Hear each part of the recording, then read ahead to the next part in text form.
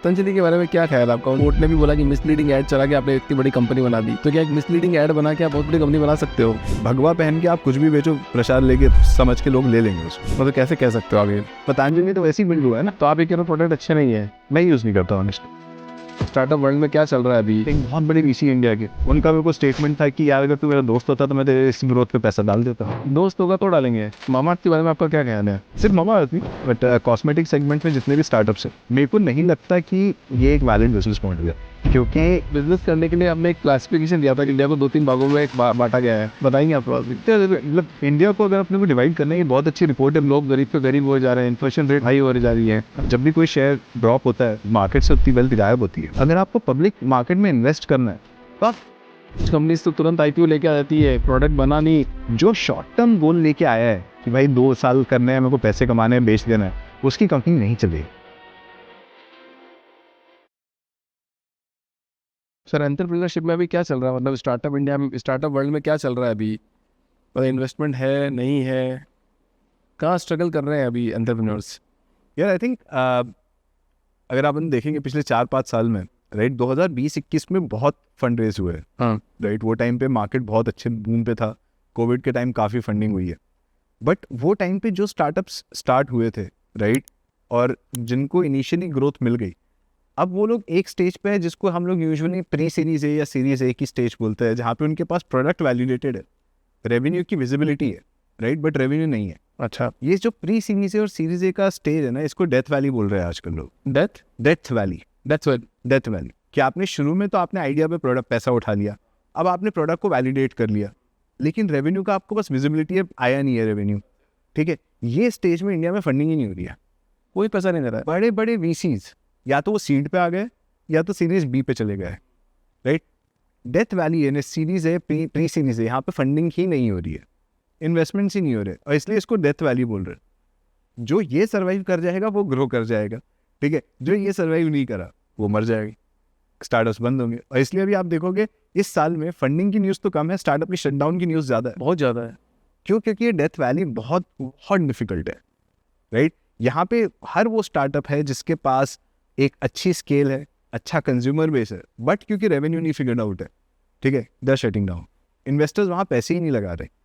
एक सेंटिमेंट समझ लो, एक चेकलिस्ट समझ लो वीसीज की तरफ से, बट वो क्योंकि वो चेकलिस्ट फिल नहीं हो रही है, तो अब वीसीज भी थोड़े से रिस्क अवर्स हो गए। क्या वो रिस्क चेकलिस्ट कम है? ले रहे हैं। क्या चेकलिस्ट है वीसीएस की? या देखो, हर एक की अलग होती है, राइट। जैसे मैं नाम नहीं लूंगा, बट एक बहुत बड़े वीसी इंडिया के, राइट, बड़े बड़े कंपनीज में, हर बड़ी कंपनी में उनका पैसा है, राइट। उनका मेरे को स्टेटमेंट था कि यार अगर तू मेरा दोस्त होता तो मैं तेरे इस ग्रोथ पे पैसा डाल देता। ठीक है, दोस्त होगा तो डालेंगे। दोस्त होगा तो डाल देता, ठीक है। बट अगर हम देखेंगे तो हर एक, और ये भी मतलब वीसीज की गलती नहीं है, उन लोगों के ऊपर जीपी और उनके एलपी से एक चेकलिस्ट होती है कि हाँ, एक टॉप फॉर्च्यून 500 कंपनीज का कोई सीएक्सओ होना चाहिए, या कोई एक्स बड़े स्टार्टअप का कोई सीएक्सओ, उसने स्टार्टअप स्टार्ट किया, उसमें पैसा डाल दो, राइट। या फिर एक बड़ी कंपनी है, लेट्स से जोमेटो को एक प्रॉब्लम फेस हो रही है, कोई वहीं का एक्स सीएक्सओ वो प्रॉब्लम सॉल्व कर रहा है, पैसा डाल दो, right. For example Albinder, Blinkit बनाया, Albinder was ex CBO of Zomato, right. Then he started Grofers, then समझ में आया क्विक कॉमर्स अच्छा चल रहा है, ब्लिंकिट बना दिया जी, ब्लिंकिट तो हो गया 300 मिलियन में एक्वायर, राइट। ठीक है।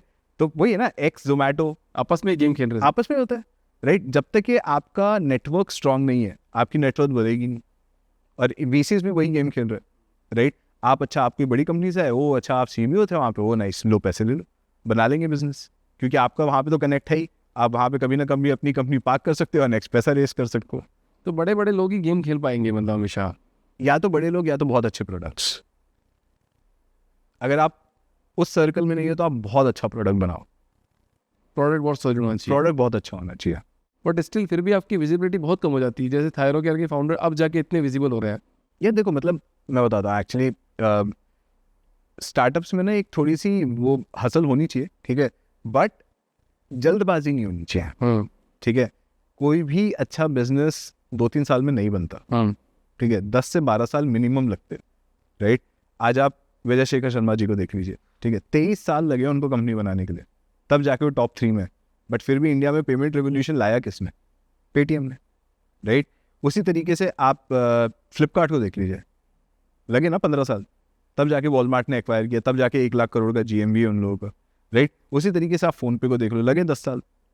तो कोई भी अच्छा बिजनेस बनाने के लिए 10 से 12 साल मिनिमम लगेगा, ठीक है। जो शॉर्ट टर्म गोल लेके आया है कि भाई 2 साल करने हैं, मेरे को पैसे कमाने हैं, बेच देना है, उसकी कंपनी नहीं चलेगी, किसी भी केस में नहीं चल सकती, नहीं चलेगी। बट आजकल तो हो रहा है ना, कुछ कंपनीज तो तुरंत IPO लेके आ जाती है, प्रोडक्ट बना नहीं, अच्छा प्रोडक्ट है या नहीं है पता नहीं है, बट थोड़े ही साल में 10,000 करोड़ का IPO तक ले आते हैं। हाँ, EV सेगमेंट में तो हुआ है अभी है हाँ, मतलब देखिए यार, मतलब चलिए में तो वो भी चल रहा है, पर देखो सर आप अब देखो ना, मतलब वही अब वहाँ पे बताया गया 50% मार्केट शेयर है, ठीक है। 3 महीने का रिपोर्ट आती है 27% पे आ गया मार्केट शेयर। इतनी जल्दी तो 13% 23% का मार्केट शेयर ड्रॉप नहीं होता है ना, ठीक है। तो जो बैंकर भी हो गए, बैंकर्स ने भी कुछ नंबर्स मैनिपुलेट किए हैं, यूजर्स का पैसा, मतलब रिटेल इन्वेस्टर्स का पैसा मैनिपुलेट हो रहा है, right. I am not sure CB इसके ऊपर चेक्स क्यों नहीं रख रहे, बट CB ने इस चीज़ पे चेक करने चाहिए। मतलब बैंकर्स को भी चेक करो यार, मतलब वो कौन सा डेटा मैनिपुलेट करवा के आपके पास फाइलिंग कर रहे हैं और आप DRHP अप्रूव कर रहे हो, पहले एक बार चेक करवा लो। विजय शेखर शर्मा ने भी एक बात बोली थी कि हमने बैंकर गलत चूज कर लिया, उनका स्टेटमेंट आया था। क्या देखो, वही मैं बताया, क्योंकि जब आप एक बैंकर चूज करते हो, आप रोड शोज करते हो, आप म्यूचुअल फंड्स के पास जाते हो कि हमारे 10 ब्लॉक खरीद लो, ब्लॉक डील्स करवाते हो, बैंकर जितना रियलिस्टिक और जितना अच्छा होगा उतने अच्छा आपका IPO होगा, राइट। अब हाँ, EV सेगमेंट में उनका बैंकर बहुत अच्छा था, इसलिए ओवर सब्सक्राइब हुआ, ठीक है, डबल प्राइसिंग पे लिस्ट हुआ, बट अभी वापस प्राइस डाउन आ गया क्योंकि नंबर्स रियल दिख गए ना। तो वही मामाअर्थ के बारे में आपका क्या ख्याल है? यार आई थिंक देखो, मतलब सिर्फ मामाअर्थ नहीं, बट कॉस्मेटिक सेगमेंट में जितने भी स्टार्टअप्स हैं, राइट, मेरे को नहीं लगता कि ये एक वैलिड बिजनेस मॉडल है। ओके, क्योंकि मैन्युफैक्चरर गिन के 5 है इंडिया में, सब लोग प्रोडक्ट्स उन्हीं से बना रहे हैं, खुद का तो कोई बना नहीं रहा, मामाअर्थ भी नहीं बनाता, ठीक है। तो मैन्युफैक्चरर्स गिन के 5 है, वो सबके लिए प्रोडक्ट बना रहे हैं। आपका ये बोलना है कि मेरा प्रोडक्ट बहुत अच्छा है और उसका नहीं है, ये गलत हो जाता है, ठीक है। मेरे हिसाब से it may have given the investors a good return, ठीक है, बट लॉन्ग रन में मुझे उसकी वायबिलिटी नहीं दिखती है। मतलब यूनिलीवर ज़्यादा अच्छे बिजनेस बना चुका है और ज़्यादा अच्छे कॉस्मेटिक्स बनाता है। तो अभी तो ये तो ऑफलाइन मॉडल में भी आ रहे हैं, प्लस पूरा ओमनी चैनल ने घेर रखा है, तो is it not sustainable model, आपका कहने का मतलब है? मेरे को नहीं लगता सस्टेनेबल है। जो डिस्ट्रीब्यूशन हमारे बड़े कंपनीज का है, राइट, यूनिलीवर और जैसे फॉर एग्जांपल पैराशूट पकड़ लो आप, राइट, जो डिस्ट्रीब्यूशन इनका है छोटे से छोटे किराना पे, वो डिस्ट्रीब्यूशन लाने के लिए इनका वर्किंग कैपिटल कभी सफाई से नहीं करेगा, और अगर उस डोमेन में जाएंगे तो इनका प्रॉफिटेबिलिटी कभी दिखेगी नहीं।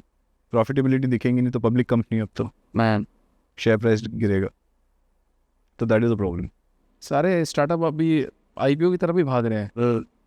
वही जो 2020-21 में स्टार्टअप्स फंडिंग का जो रेस लगी थी, अब इंडिया में IPO की रेस बनी है।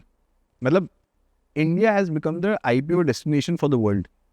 ग्लोबल कंपनीज इंडिया में आके IPO कर रही है। अभी लिस्ट हुआ Hyundai का 25,000 करोड़ का IPO, क्या लगता है उस बारे में? ठीक है यार, कंपनी अच्छी है, राइट, बट अगर खुदा ना खास्ता ये IPO फेल होता है, राइट, आप सोच रहे हो कितने बड़े रिटेल इन्वेस्टर्स का कितना बड़ा पैसा डूबेगा। 25,000 करोड़ का IPO है, छोटा तो है नहीं। 100-200 करोड़ का होता तो समझ में भी आता, 25,000 करोड़ का IPO है, बहुत बहुत बड़ा। क्या फर्क पड़ेगा इकोनॉमी पे अगर इतना, अगर IPO अगर बाई चांस भी थोड़ा बहुत भी फेल होता है, 20% भी फेल होता है तो? क्या देखो, अगर मतलब लेट्स से फॉर एग्जांपल आज उनको 25,000 करोड़ पूरे मिल जाते हैं, राइट, एंड उनका शेयर 5% भी ड्रॉप होता है, आप सोच रहे हो कितनी वेल्थ मार्केट से वाइप हो जाएगी, और ये रिटेल इन्वेस्टर्स की वेल्थ है। वैसे भी लोग गरीब पे गरीब हुए जा रहे हैं, इन्फ्लेशन रेट हाई हो जा रही है, हम जैसे लोगों के पैसे हैं। जब भी कोई शेयर ड्रॉप होता है, मार्केट से उतनी वेल्थ गायब होती है, राइट, वो लोगों को समझ में नहीं आता। कैसे समझाए? चलो आज अपने पॉडकास्ट के माध्यम से समझा देते कि यार ये ऐसा करना चाहिए। मेरे हिसाब से ना, अगर आपको पब्लिक मार्केट में इन्वेस्ट करना है तो आप रिसर्च करें, सेंटिमेंट्स में ना जाए, राइट, रिसर्च करो। आपको म्यूचुअल फंड सही लगता है, म्यूचुअल फंड में डालो, लेकिन पहले आप ये तो देखो कि म्यूचुअल फंड आपने जो सिलेक्ट किया उसका पोर्टफोलियो क्या है, वो म्यूचुअल फंड कहाँ पैसे डाल रहा है आपकी ऑन बिहाफ में।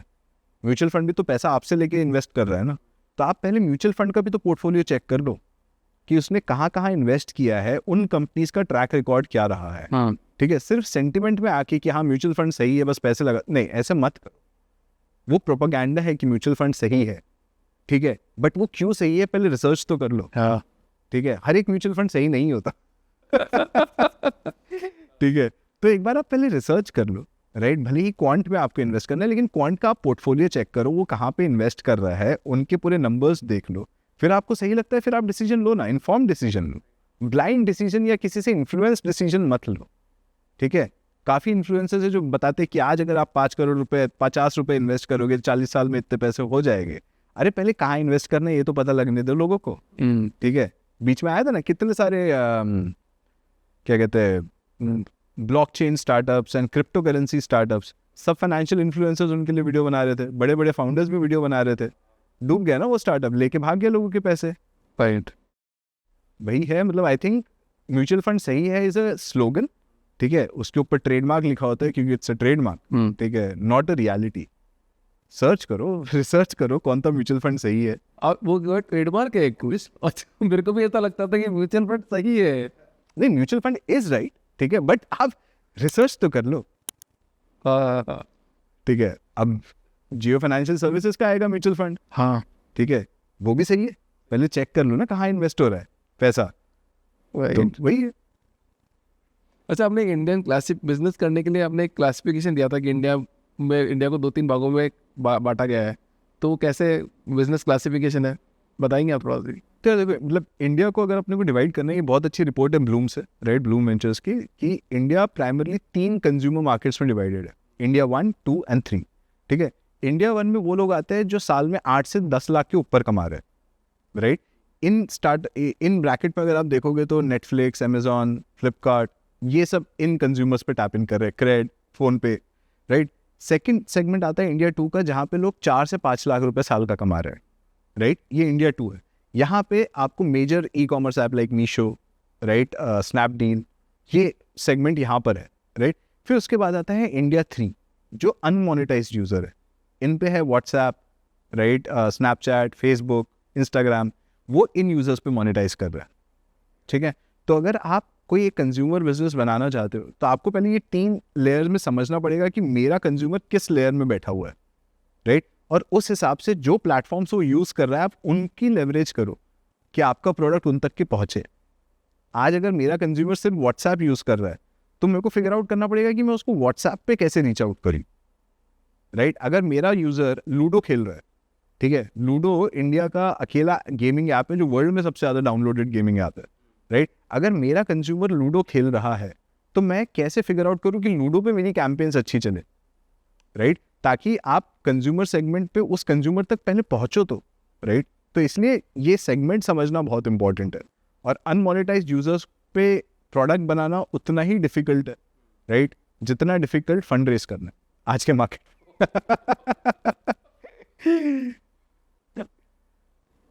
अच्छा, ज़ूडियो क्यों स्टैंड आउट करती है मार्केट से? मतलब अगर हम रिटेल की बात करें, अपैरल की बात करें इसके अंदर, तो 3,000 करोड़ की कंपनी 3-4 ही है। 3-4 ही। ज़ूडियो आएगी, एक H&M आएगी, एक ज़ारा आएगी। बिल्कुल। तो ज़ूडियो क्यों स्टैंड आउट कर रही है अभी मार्केट में? और क्या आपको लगता है कि अदर कंपनीज जो अभी बहुत फास्ट फैशन के नाम पे खेल रही है, ओमनी चैनल में जा रही है, क्या वो 1,000 करोड़ की ब्रांड बन पाएगी? या देखो, ज़ूडियो आई गेस 400 से ज़्यादा स्टोर्स, राइट, इंडिया का सबसे बड़ा अपैरल रिटेल चेन है। इतने करने के बाद 4,000 करोड़ के ऊपर का रेवेन्यू गया है, ठीक है। तो ज़ूडियो का हमको, और प्लस ज़ूडियो एक अकेला ऐसा टाटा का ब्रांड है जिसमें नीचे टाटा नहीं लिखा होता, राइट, नहीं लिखा, क्योंकि Tata stands for luxury and trust. Zudio is not luxury, Zudio is tapping into the India 3 that we were talking about, ठीक है। ज़ूडियो के लिए जो सबसे बेस्ट चीज़ जो वर्कआउट करी, ठीक है, वो 2 थिंग्स। नंबर 1, उनकी प्राइसिंग, राइट। उन्होंने बोला इंडिया के पास पैसा नहीं है स्पेंड करने के लिए, ठीक है, तो उन्होंने बोला एवरीथिंग अंडर 999। तो जो भी प्रोडक्ट आप वहाँ पे खरीदने जाओगे वो 999 से अंडर रहेगा। 240 रुपये में एक अच्छी सी टी-शर्ट मिलेगी जी, 400 रुपये में जीन्स मिलेगा, 200 रुपये में चप्पल मिलेगी, राइट। बट उन लोगों को ये पता था कि ये प्राइस पॉइंट पे तो आज भी ये कंज्यूमर पैसा कपड़े खरीद रहे हैं, बट ठेले से खरीद रहा है, छोटे शॉप से खरीद रहे हैं, ठीक है। तो उन्होंने बोला कि इस कंज्यूमर को लग्जरी फील देते हैं। उन लोगों ने अपना रिटेल स्टोर इस तरीके से डिज़ाइन किया कि बाहर खड़े होकर उनको दिखे, अरे यार इन्वेंट्री इतनी अच्छी है, वो 400 रुपये में मिलेगा, मैं अंदर जाऊंगा, बहुत अच्छी लाइट्स, एसी चल रहा है, म्यूजिक लग रहा है, वहाँ पे लोग आके आपको असिस्ट कर रहे हैं खरीदने के लिए, तो लग्जरी फील मिल गई। तो यहाँ पे जो इंडिया 3 है जिसके एस्पिरेशंस बड़े हैं लेकिन पैसा नहीं है, राइट, उनको एक अच्छी फील देके ज़ूडियो ने उनके साइकी में अपना पोजीशन एस्टैब्लिश कर लिया। और जब ज़ूडियो हर वो लोकेशन पे पहुंच गया जहाँ पे ये टियर 3 ऑफ इंडिया रह रहा है, टियर 1 में भी, तो लोगों को दिखता है कि अच्छा यार ये 250 रुपये की टी शर्ट बाहर खरीदने से अच्छा मैं अंदर जाके खरीदूंगा, मॉल की फील आएगी मेरे को।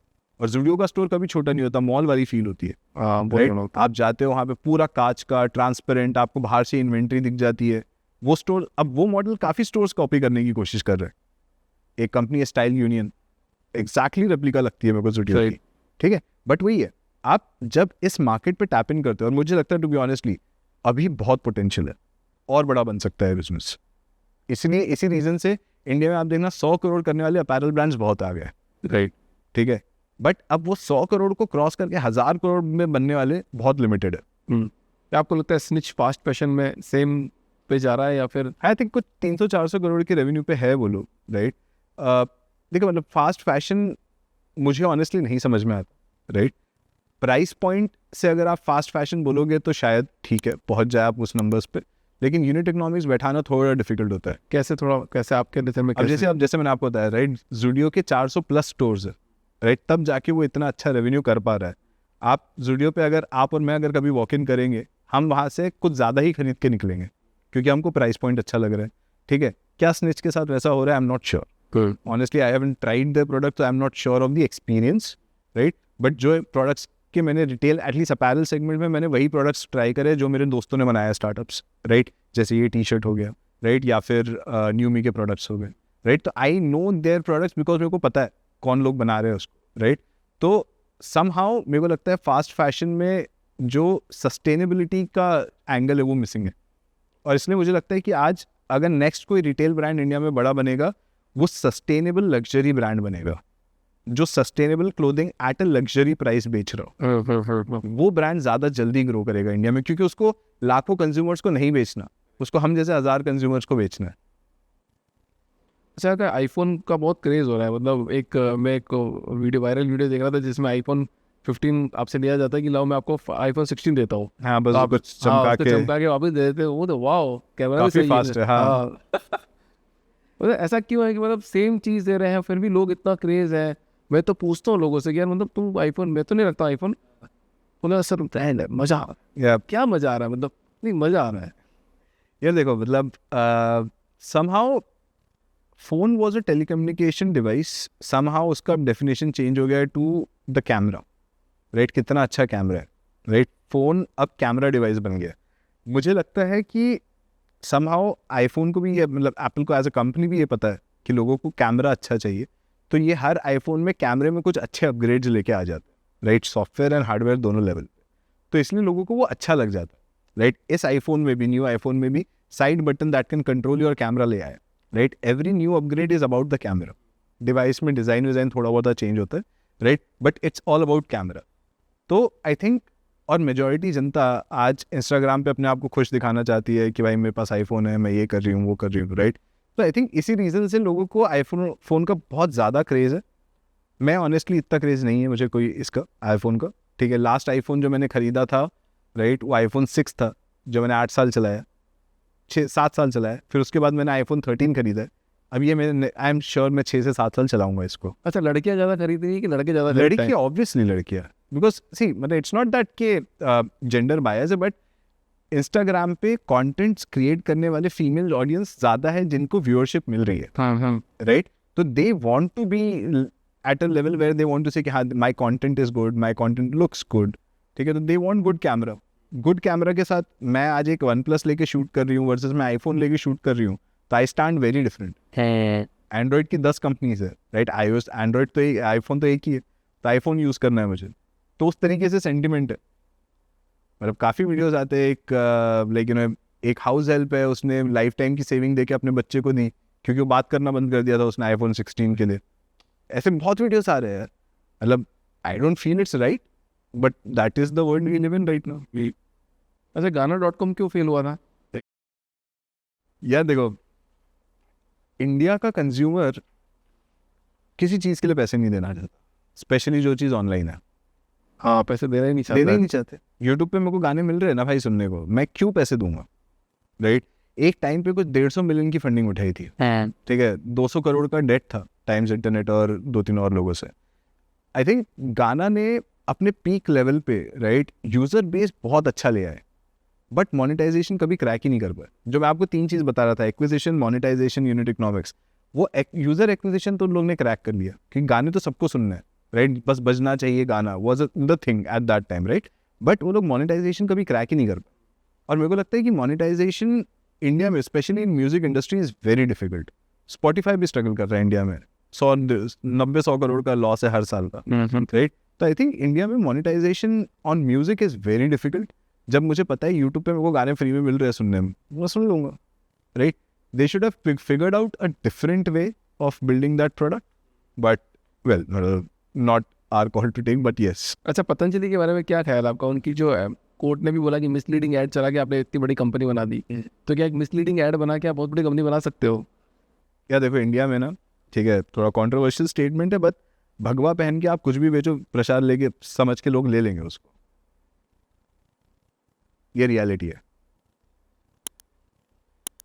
मतलब कैसे कह सकते हो आप ये? अब देखो पतंजलि तो वैसे ही बिल्ड हुआ है ना, हाँ, आसन करा रहा हूँ मैं, ठीक है, बोलूँगा हाँ चलो ठीक है प्राणायाम के साथ आप ये खा लो, लोग ले लिए, घी से लेके टूथपेस्ट से लेके सब बेचा ना फिर आखिर में उन्होंने। तो इनके पीछे किसका हाथ है? पैसा तो सपोर्ट किसी तो ने लगाया होता ही होगा ना? है, पैसा सपोर्ट तो होता ही है, ठीक है, सपोर्ट होता है, डोनेशन के फॉर्म में होता था पतंजलि में, बट होता होगा राइट। पतंजलि तो अब एक टाइम पे अपने गुरुकुल स्टार्ट करने वाला था, बट वही है ऑब्वियसली ये केसेस हो गए इसलिए बंद हो गया, ठीक है। तो इंडिया में वही है कि मतलब प्रसाद समझ के लोग ले लेते हैं, और जब तक कि कोई लाइक यू नो पढ़ा लिखा आदमी उसको एक्चुअली वैलिडेट नहीं करता, तब तक ये न्यूज़ बाहर भी नहीं आती। वो तो किसी ने PIL डाला होगा तब जाके ये चीज़ प्रूव हुई है, अगर कोई PIL नहीं डालता तो चलता ही रहता है ये भी। एक बात बोली जाती है कि मार्केट में बहुत सारे फाइनेंशियल ऐप आते हैं, जैसे आप भी गोल्ड प्लस गोल्ड लेके आए हैं और बहुत सारी चीज़ें आती है। बिल्कुल, पहले तो बहुत नाम कमाते हैं, फिर एकदम से गायब हो जाते हैं। कैसे ट्रस्ट करें सर? ये देखो इंडिया का जो फाइनेंशियल लैंडस्केप है ना, ठीक है, वो बहुत बड़ा है, तो बट उस बड़े वाले इसमें भी आप एक चीज़ समझ के चलो, ग्रो आज सबसे बड़ा फाइनेंशियल ब्रोकिंग ऐप है इंडिया का राइट। कितने 10 करोड़ लोग आई गेस 1 करोड़ लोग, 1 करोड़ लोग ऐप यूज़ कर रहे हैं ग्रो का। अब 150 करोड़ की पॉपुलेशन वाले देश में 1 करोड़ लोग हैं जो स्टॉक ब्रोकिंग ऐप यूज़ कर रहे हैं, ठीक है, और इसको लोग बड़ा मार्केट मानते हैं, ठीक है। तो होता ही है ना कि ग्रोथ मिलने के लिए तो ये स्टार्टअप्स को मिल जाती है शुरू में, बट यूनिट इकोनॉमिक्स वर्क नहीं करता।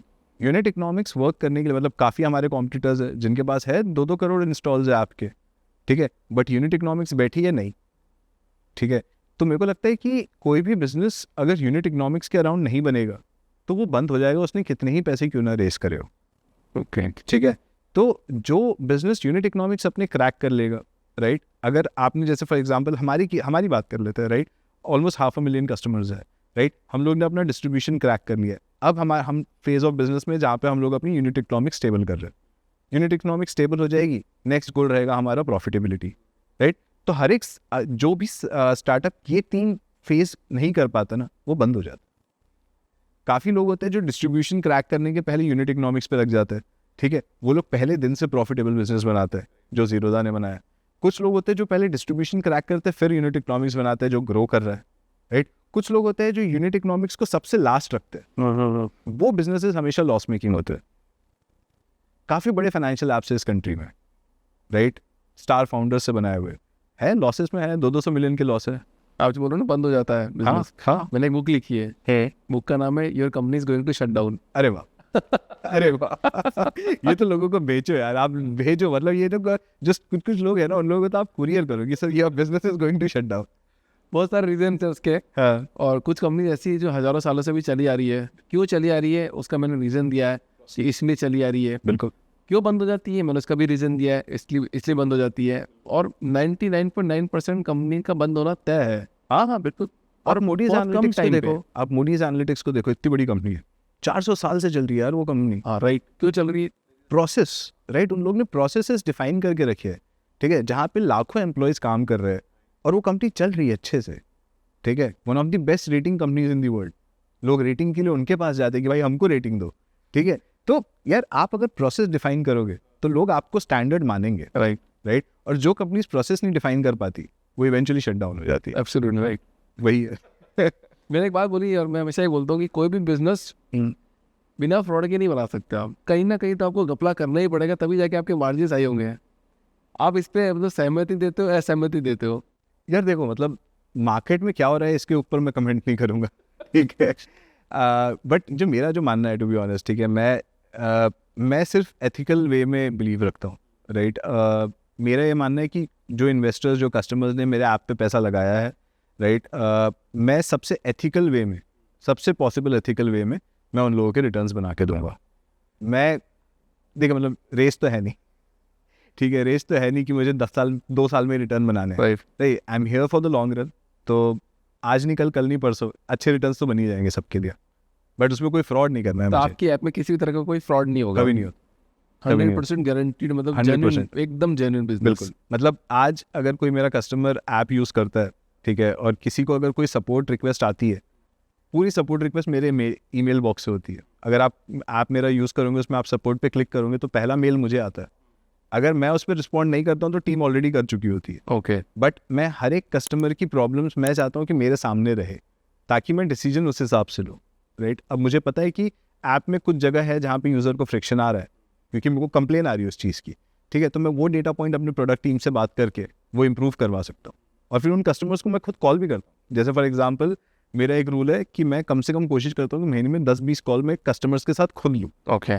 जस्ट टू अंडरस्टैंड कि उन लोगों को क्या प्रॉब्लम आ रही है।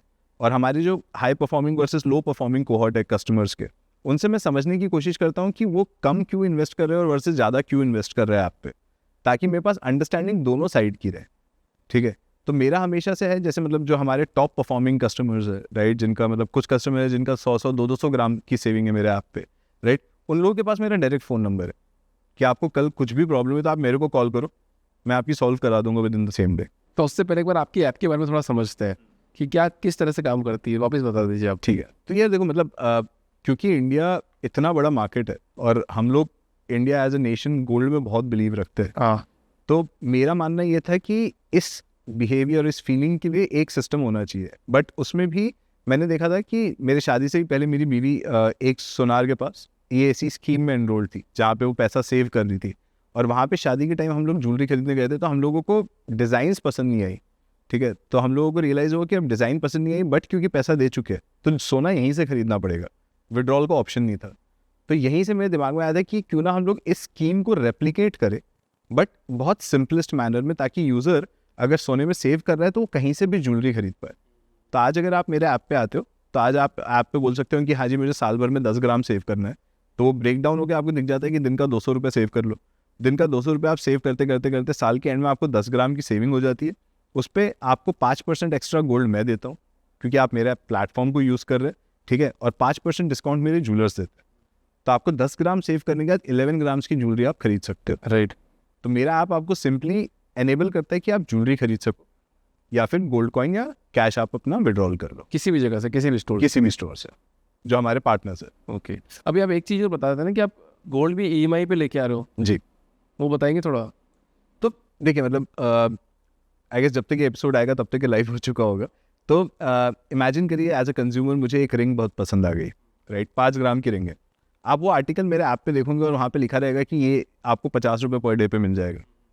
अब कोई भी इंडियन कंज्यूमर को अगर आप बोलोगे कि सोना आपको 50 रुपये पर डे पे मिल जाए और साल के एंड में वो रिंग आपको डिलीवर हो जाए, तो ये एक बहुत अच्छा सेंटिमेंट है। और ये हम लोग ने जब रिसर्च करी हमारे लोएस्ट परफॉर्मिंग कोहॉर्ट से, राइट, जो सबसे कम सेव कर रहे हैं ऐप पे, उनको जब हम लोग ने ये चीज़ बताई, उन लोगों के दिमाग में एक स्पार्क आ गया कि हाँ ये हम कर सकते हैं, राइट। और हमारे जब पायलट्स अभी जब हुए हैं, तो ये पायलट्स में हम लोगों को समझ में आ गया कि ये बिहेवियर बहुत वैलिड है, राइट। और अगर आप देखोगे, ठीक है, वाइल पूरे जो इंटरनेट कम्युनिटी है, स्टार्टअप कम्युनिटी है जो इंडिया की, वो इंडिया 1 और इंडिया 2 के लिए प्रोडक्ट्स बना रही है, जो सबसे ज़्यादा कमाने वाले लोग हैं।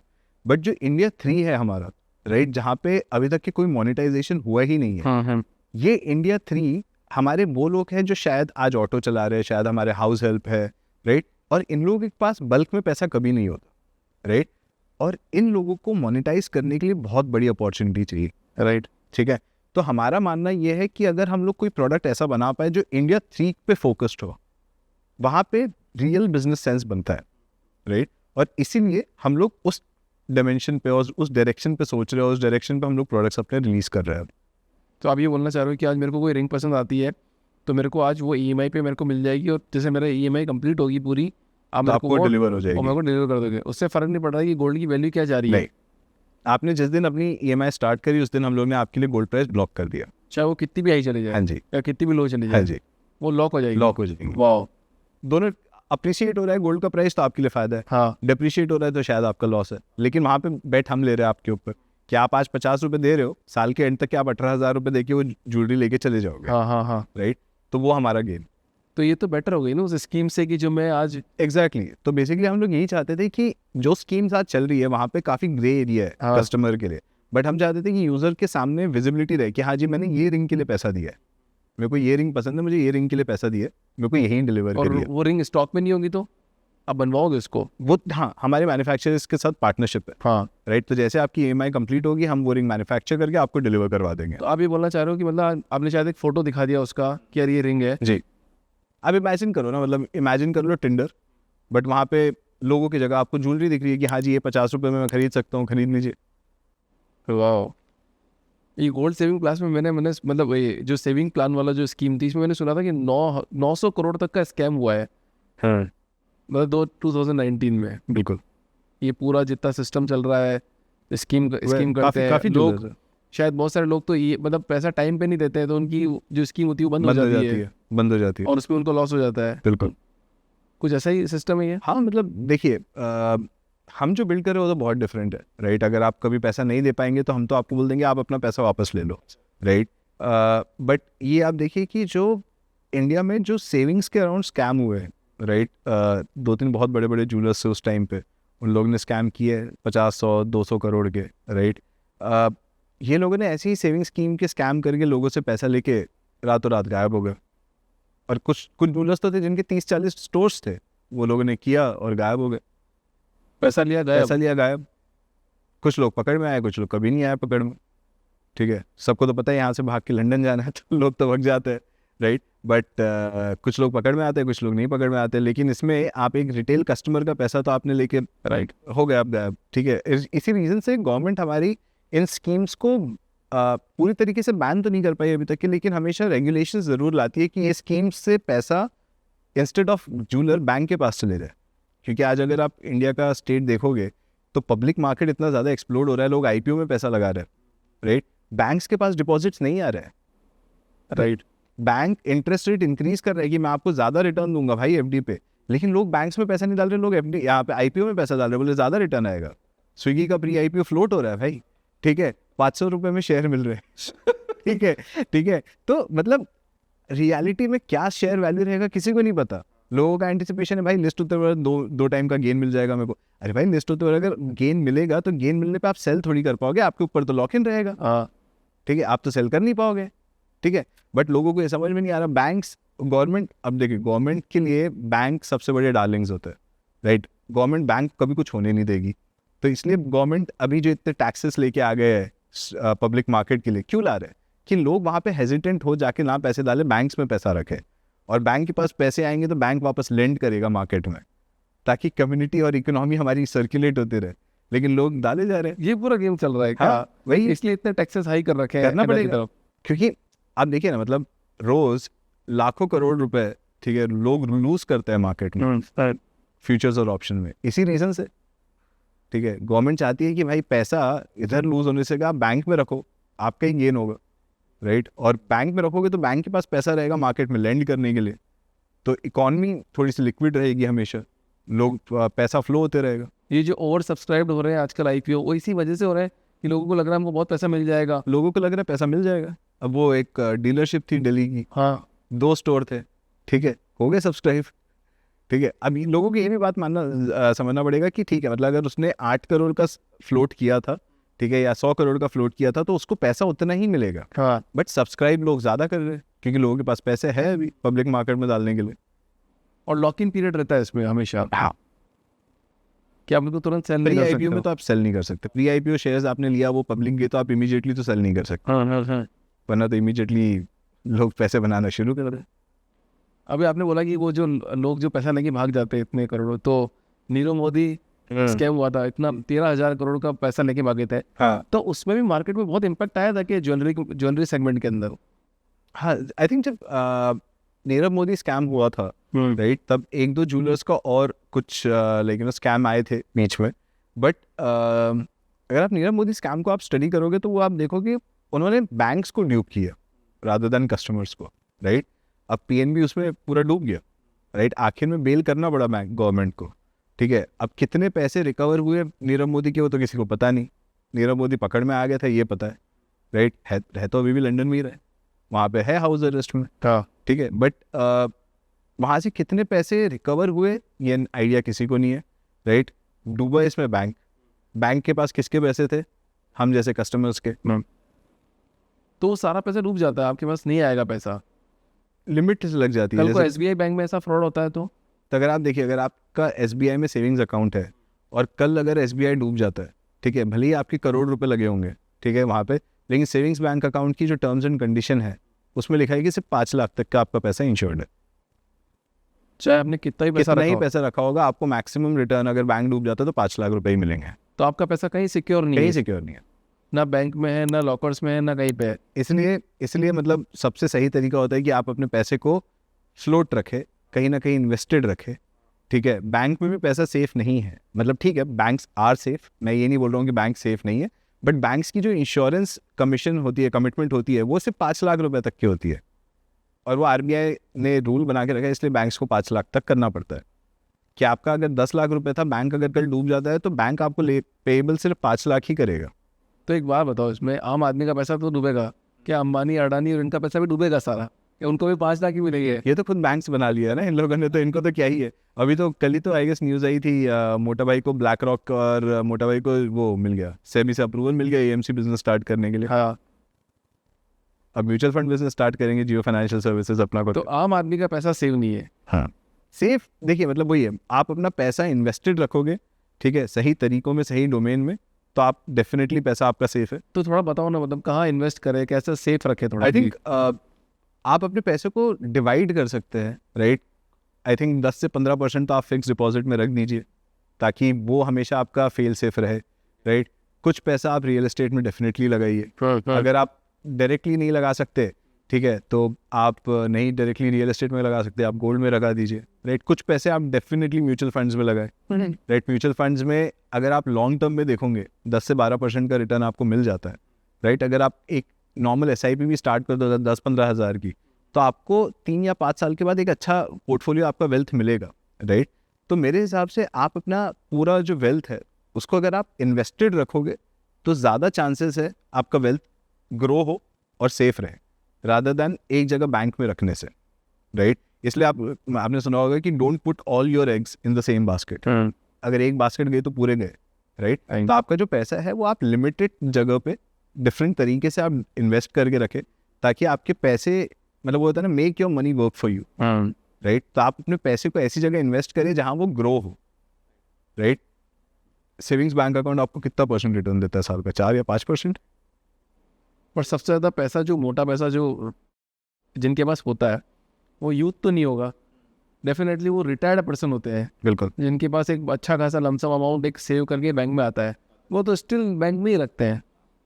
तो दैट इज़ रॉन्ग। नहीं, गवर्नमेंट तो चाहती है वो बैंक पे रखे ना, उनका पीएफ और हर एक पैसा वहाँ पर आया है रिटायरमेंट के बाद, तो गवर्नमेंट तो चाहती है वो रखे। आप देखेंगे अगर जितने भी बैंक्स होते हैं उनके जो फिक्स डिपॉजिट की रेट ऑफ रिटर्न्स होते हैं वो सीनियर सिटीजन्स के लिए ज़्यादा है, इसलिए क्योंकि पता है सबको सीनियर सिटीजन के पास ज़्यादा पैसा है, तो वो सेफ है, वो एक तरीके से सेफ है, राइट। फिक्स डिपॉजिट, जैसे मैंने कहा कि फिक्स डिपॉजिट डेफिनेटली आप करें कुछ ना कुछ वेल्थ को, लेकिन कुछ ना कुछ वेल्थ आप बाकी एसेट्स में भी डिस्ट्रीब्यूट करके रखो। रियल एस्टेट हो गया, गोल्ड हो गया, म्यूचुअल फंड्स हो गया, इसमें आप नॉमिनी आप अपने ऐड कर सकते हो अपने बच्चों को, राइट। कल को अगर आपको कुछ हो गया तो आपके बच्चों को तो ये वेल्थ मिल ही जाएगी, right. And keep it invested, right, rather than उसको आइडल रखे। तो बैंक में पैसा होना चाहिए बट पूरा नहीं, आप उसको इन्वेस्टेड रखें। तो पिछले कुछ सालों में आप बता सकते हो कि कितने बैंक डूब गए? देखिए मतलब यूएस में तो काफ़ी बैंक्स के साथ हो रहा है, राइट। जैसे सिलिकॉन वैली बैंक का आया था न्यूज़, पूरा बैंक का रातों रात गायब हुआ था, राइट। मुझे लगता है कि यूएस में काफ़ी बैंक्स हैं जो ऐसे सिचुएशन पे है शायद, राइट, जो लाइक यू नो, और उनकी वजह से शायद रिसेशंस के भी न्यूज़ आती रहती है हमेशा कि ये बैंक का इतना हुआ, ये बैंक का इतना शेयर्स गिर गए। बट यूएस और इंडिया की इकॉनमी काफ़ी डिफरेंशिएटेड है अभी, राइट। इंडिया में गवर्नमेंट हमारे बैंक्स को कभी कुछ होने नहीं देगी, राइट। जैसे मैंने आपको बताया कि गवर्नमेंट बैंक्स को बहुत पसंद करती है क्योंकि वहीं से पूरा कैपिटल फ्लो हो रहा है, वो उनकी डार्लिंग है। राइट। तो आप अपनी डार्लिंग को तो कुछ होने नहीं दोगे, राइट। तो इंडिया अपने बैंक्स को हमेशा से प्रोटेक्ट करके रखेगी, राइट। तो वो एक बेस्ट चीज़ रहेगी। अच्छा, एक बहुत अच्छी चीज़ अभी खतरनाक चीज़ चल रही है डायमंड के ऊपर। डायमंड का मार्केट ना तो आयात हो रहा है ना निर्यात हो रहा है। 7,000 से भी ऊपर कंपनीज अप डाउन में चल रही है। बिल्कुल। तो क्या ये एक्चुअली डायमंड खरीद ही नहीं रहे क्या जो अमीर लोग हैं? नहीं, देखो अब इसमें आप देखोगे जो वर्ल्ड की सबसे बड़ी डायमंड कंपनी है वो डी बियर्स है, right. De Beers 80 to 90% diamond control करती है, पूरे वर्ल्ड का कंट्रोल करती है। इसका मतलब ये नहीं कि वो लोग बेच रहे हैं, वो लोग मेजॉरिटी ऑफ द डायमंड अपने वॉल्ट्स में रख के बंद करके रख चुके हैं, क्योंकि वो लोग सप्लाई इतना कम रखते हैं कि डिमांड ज़्यादा रहे और उसका वैल्यू ज़्यादा हो। बट अगर अब आप देखोगे जब से लैब ग्रोन डायमंड आया है, राइट, लैब ग्रोन डायमंड आने की वजह से नेचुरल डायमंड्स की वैल्यू गिर गई है। ओह, ठीक है, आज अगर आप 1 कैरेट का कोई डायमंड लेने जाओगे तनिष्क में, वो शायद आपको 1.5 से 2 लाख रुपए में मिलेगा, हाँ। राइट। लेकिन सेम सर्टिफिकेशन सेम प्योरिटी वाला लैब ग्रोन डायमंड आपको 20,000 में भी मिल जाएगा। और अगर आप मेरे से लेते हो तो मैं आपको 8,000 में भी दिला देता हूँ। ओह भाई, पता नहीं लगा सकते हो आप पर? नहीं, लैब ग्रोन डायमंड और रियल नेचुरल डायमंड में आपके पास कोई डिफ्रेंसिएशन ही नहीं है, सेम सर्टिफिकेशन मिलेगा आपको, सेम कट, सेम शाइन, हर एक चीज़ मिलेगी। इसी रीज़न से, और क्योंकि ये जैसे मैंने आपको बताया था अर्दी मटेरियल है, राइट, तो इसको लैब में बना लिया, लैब में फॉर्मुलेट हो गया, ठीक है। मशीन्स जो पहले लैब ग्रोन डायमंड की महंगी थी अब सस्ती हो गई, अब सस्ती हो गई तो इतने सारे वेंडर्स है जो वहाँ से बना रहे लैब ग्रोन डायमंड्स, तो नेचुरल डायमंड की डिमांड बाय डिफ़ॉल्ट कम हो गई है। और जैसे फॉर एग्जांपल अभी विवेक ओबरॉय, उनकी खुद की एक कंपनी है लैब ग्रोन डायमंड। हीरा है सदा के लिए, सब वेस्ट हो हो गया। गया। आप नेटफ्लिक्स पे एक डॉक्यूमेंट्री देखना, ठीक है, ये जो टैगलाइन है कि फॉर एवर, राइट, ठीक है। तो नेटफ्लिक्स पे एक डॉक्यूमेंट्री है nothing last for ever, okay. ठीक है। उसमें बताया है कि कुछ अराउंड 20 साल पहले, राइट, 20 साल पहले जितने डायमंड मार्केट में थे, राइट, 50% फेक थे, मतलब लैब ग्रोन थे। और फिर भी आपके पास पता नहीं था, क्योंकि ये टेक्नोलॉजी चाइना में पहले से एग्जिस्ट करती है, हाँ, लैब ग्रोन की। वो लोग इंडस्ट्रियल पर्पस के लिए यूज़ कर रहे थे, किसी ने वो इंडस्ट्रियल पर्पस को रिटेल में सप्लाई करना शुरू कर दिया। आज कोई डिफ्रेंसिएशन ही नहीं है कि लैब ग्रोन कौन था और नेचुरल कौन था। अगर मैं यहाँ पे 10 डायमंड रख दूँ, आप डिफ्रेंशिएट नहीं कर पाओगे, खुद मैं नहीं डिफ्रेंशिएट कर पाऊंगा, कैरेट मीटर भी डिफ्रेंशिएट नहीं कर सकता ओरिजिनल है या लैब ग्रोन है। तो मैं तो ये सोच के बैठा हूँ कि घर पे जो मैं डायमंड लेके आया हूँ वो बहुत ओरिजिनल डायमंड है, भगवान ने मेरे को दिया है। हाँ, गारंटी नहीं है, उसकी कोई गारंटी नहीं है, मतलब। और ये डेफिनेटली, और ये बोला गया है कि मार्केट में जितने डायमंड्स एग्जिस्ट करते थे लैब ग्रोन के आने से पहले, ठीक है, chances of 50% of them being lab grown is very high, very high. Sir अगर आप इस सच बोल रहे हो तो आपने बचा लिया मतलब मेरे को। तो देखो डायमंड, यार देखो, मतलब इंडिया में डायमंड का सेंटिमेंट बहुत डिफरेंट है, राइट, और यूएस में डायमंड का सेंटिमेंट बहुत डिफरेंट है। वहाँ पे डायमंड को एसोसिएट किया गया है वेडिंग्स, प्रपोजल और इन सब चीज़ों से। 20-20, 30-30 हज़ार डॉलर के लोग डायमंड रिंग खरीद लेते हैं, हाँ। ठीक है। यहाँ पे लोगों को गोल्ड में ज़्यादा इंटरेस्ट है, डायमंड लोग खरीदते हैं, ठीक है, डेफिनेटली डायमंड लोग खरीदते हैं। बट वो ये diamond is not an investment, diamond is a luxury. जो इंसान डायमंड खरीदेगा वो बेचने के लिए नहीं खरीद रहा। मैं कह रहा हूँ सारी ऑडियंस को ना ये डायमंड वाला रील शेयर कर देना, क्योंकि सामने अपनी वाइफ को शेयर कर देना जो भी डायमंड खरीदती है। देखिए, मतलब मैं आपको हमेशा बोलूँगा डायमंड एक लग्जरी है, राइट, सोना इन्वेस्टमेंट है। आप लग्जरी के लिए डायमंड डेफिनेटली खरीदो, इन्वेस्टमेंट के लिए गोल्ड हमेशा। तो इसकी वैल्यू कैसे डिसाइड होती है डायमंड की, मतलब कौन डिसाइड? कोई स्टैंडर्ड वैल्यू नहीं है, कोई स्टैंडर्ड वैल्यू नहीं है। हर ज्वेलर पे आपको अलग वैल्यू मिलेगी। एक डायमंड जो आपको 2.5 लाख का तनिष्क में मिल रहा है वो आपको 80,000 में सूरत में मिल जाएगा, राइट। लैब ग्रोन लोगे तो मैं आपको 20,000 से 12-13 हज़ार पे भी दिला दूंगा। तो जो लड़की पहन के सोच रही मैं 2.5 लाख का पहना और सामने 20,000 का भी सेम हो सकता है, उन्हें मेरा भी 2.5 लाख का है। हाँ, वही होता है। तो जो मेरा मानना है, ठीक है, लैब ग्रोन सिर्फ और सिर्फ ब्रैग वैल्यू के लिए चलेगा हमेशा, राइट। मैं सामने वाले को बोल सकता है देख 1 कैरेट डायमंड पता है कितने का, 2.5 लाख, भले ही मैंने लिया होगा लैब ग्रोन, क्योंकि लैब ग्रोन के साथ जो मेरे को रिस्क लगता है, राइट, वो रिस्क ये है कि अब आप एनोलॉजी समझिए कि एक नॉर्मल बायोलॉजिकली बॉर्न बच्चा वर्सेस एक टेस्ट ट्यूब बेबी, राइट।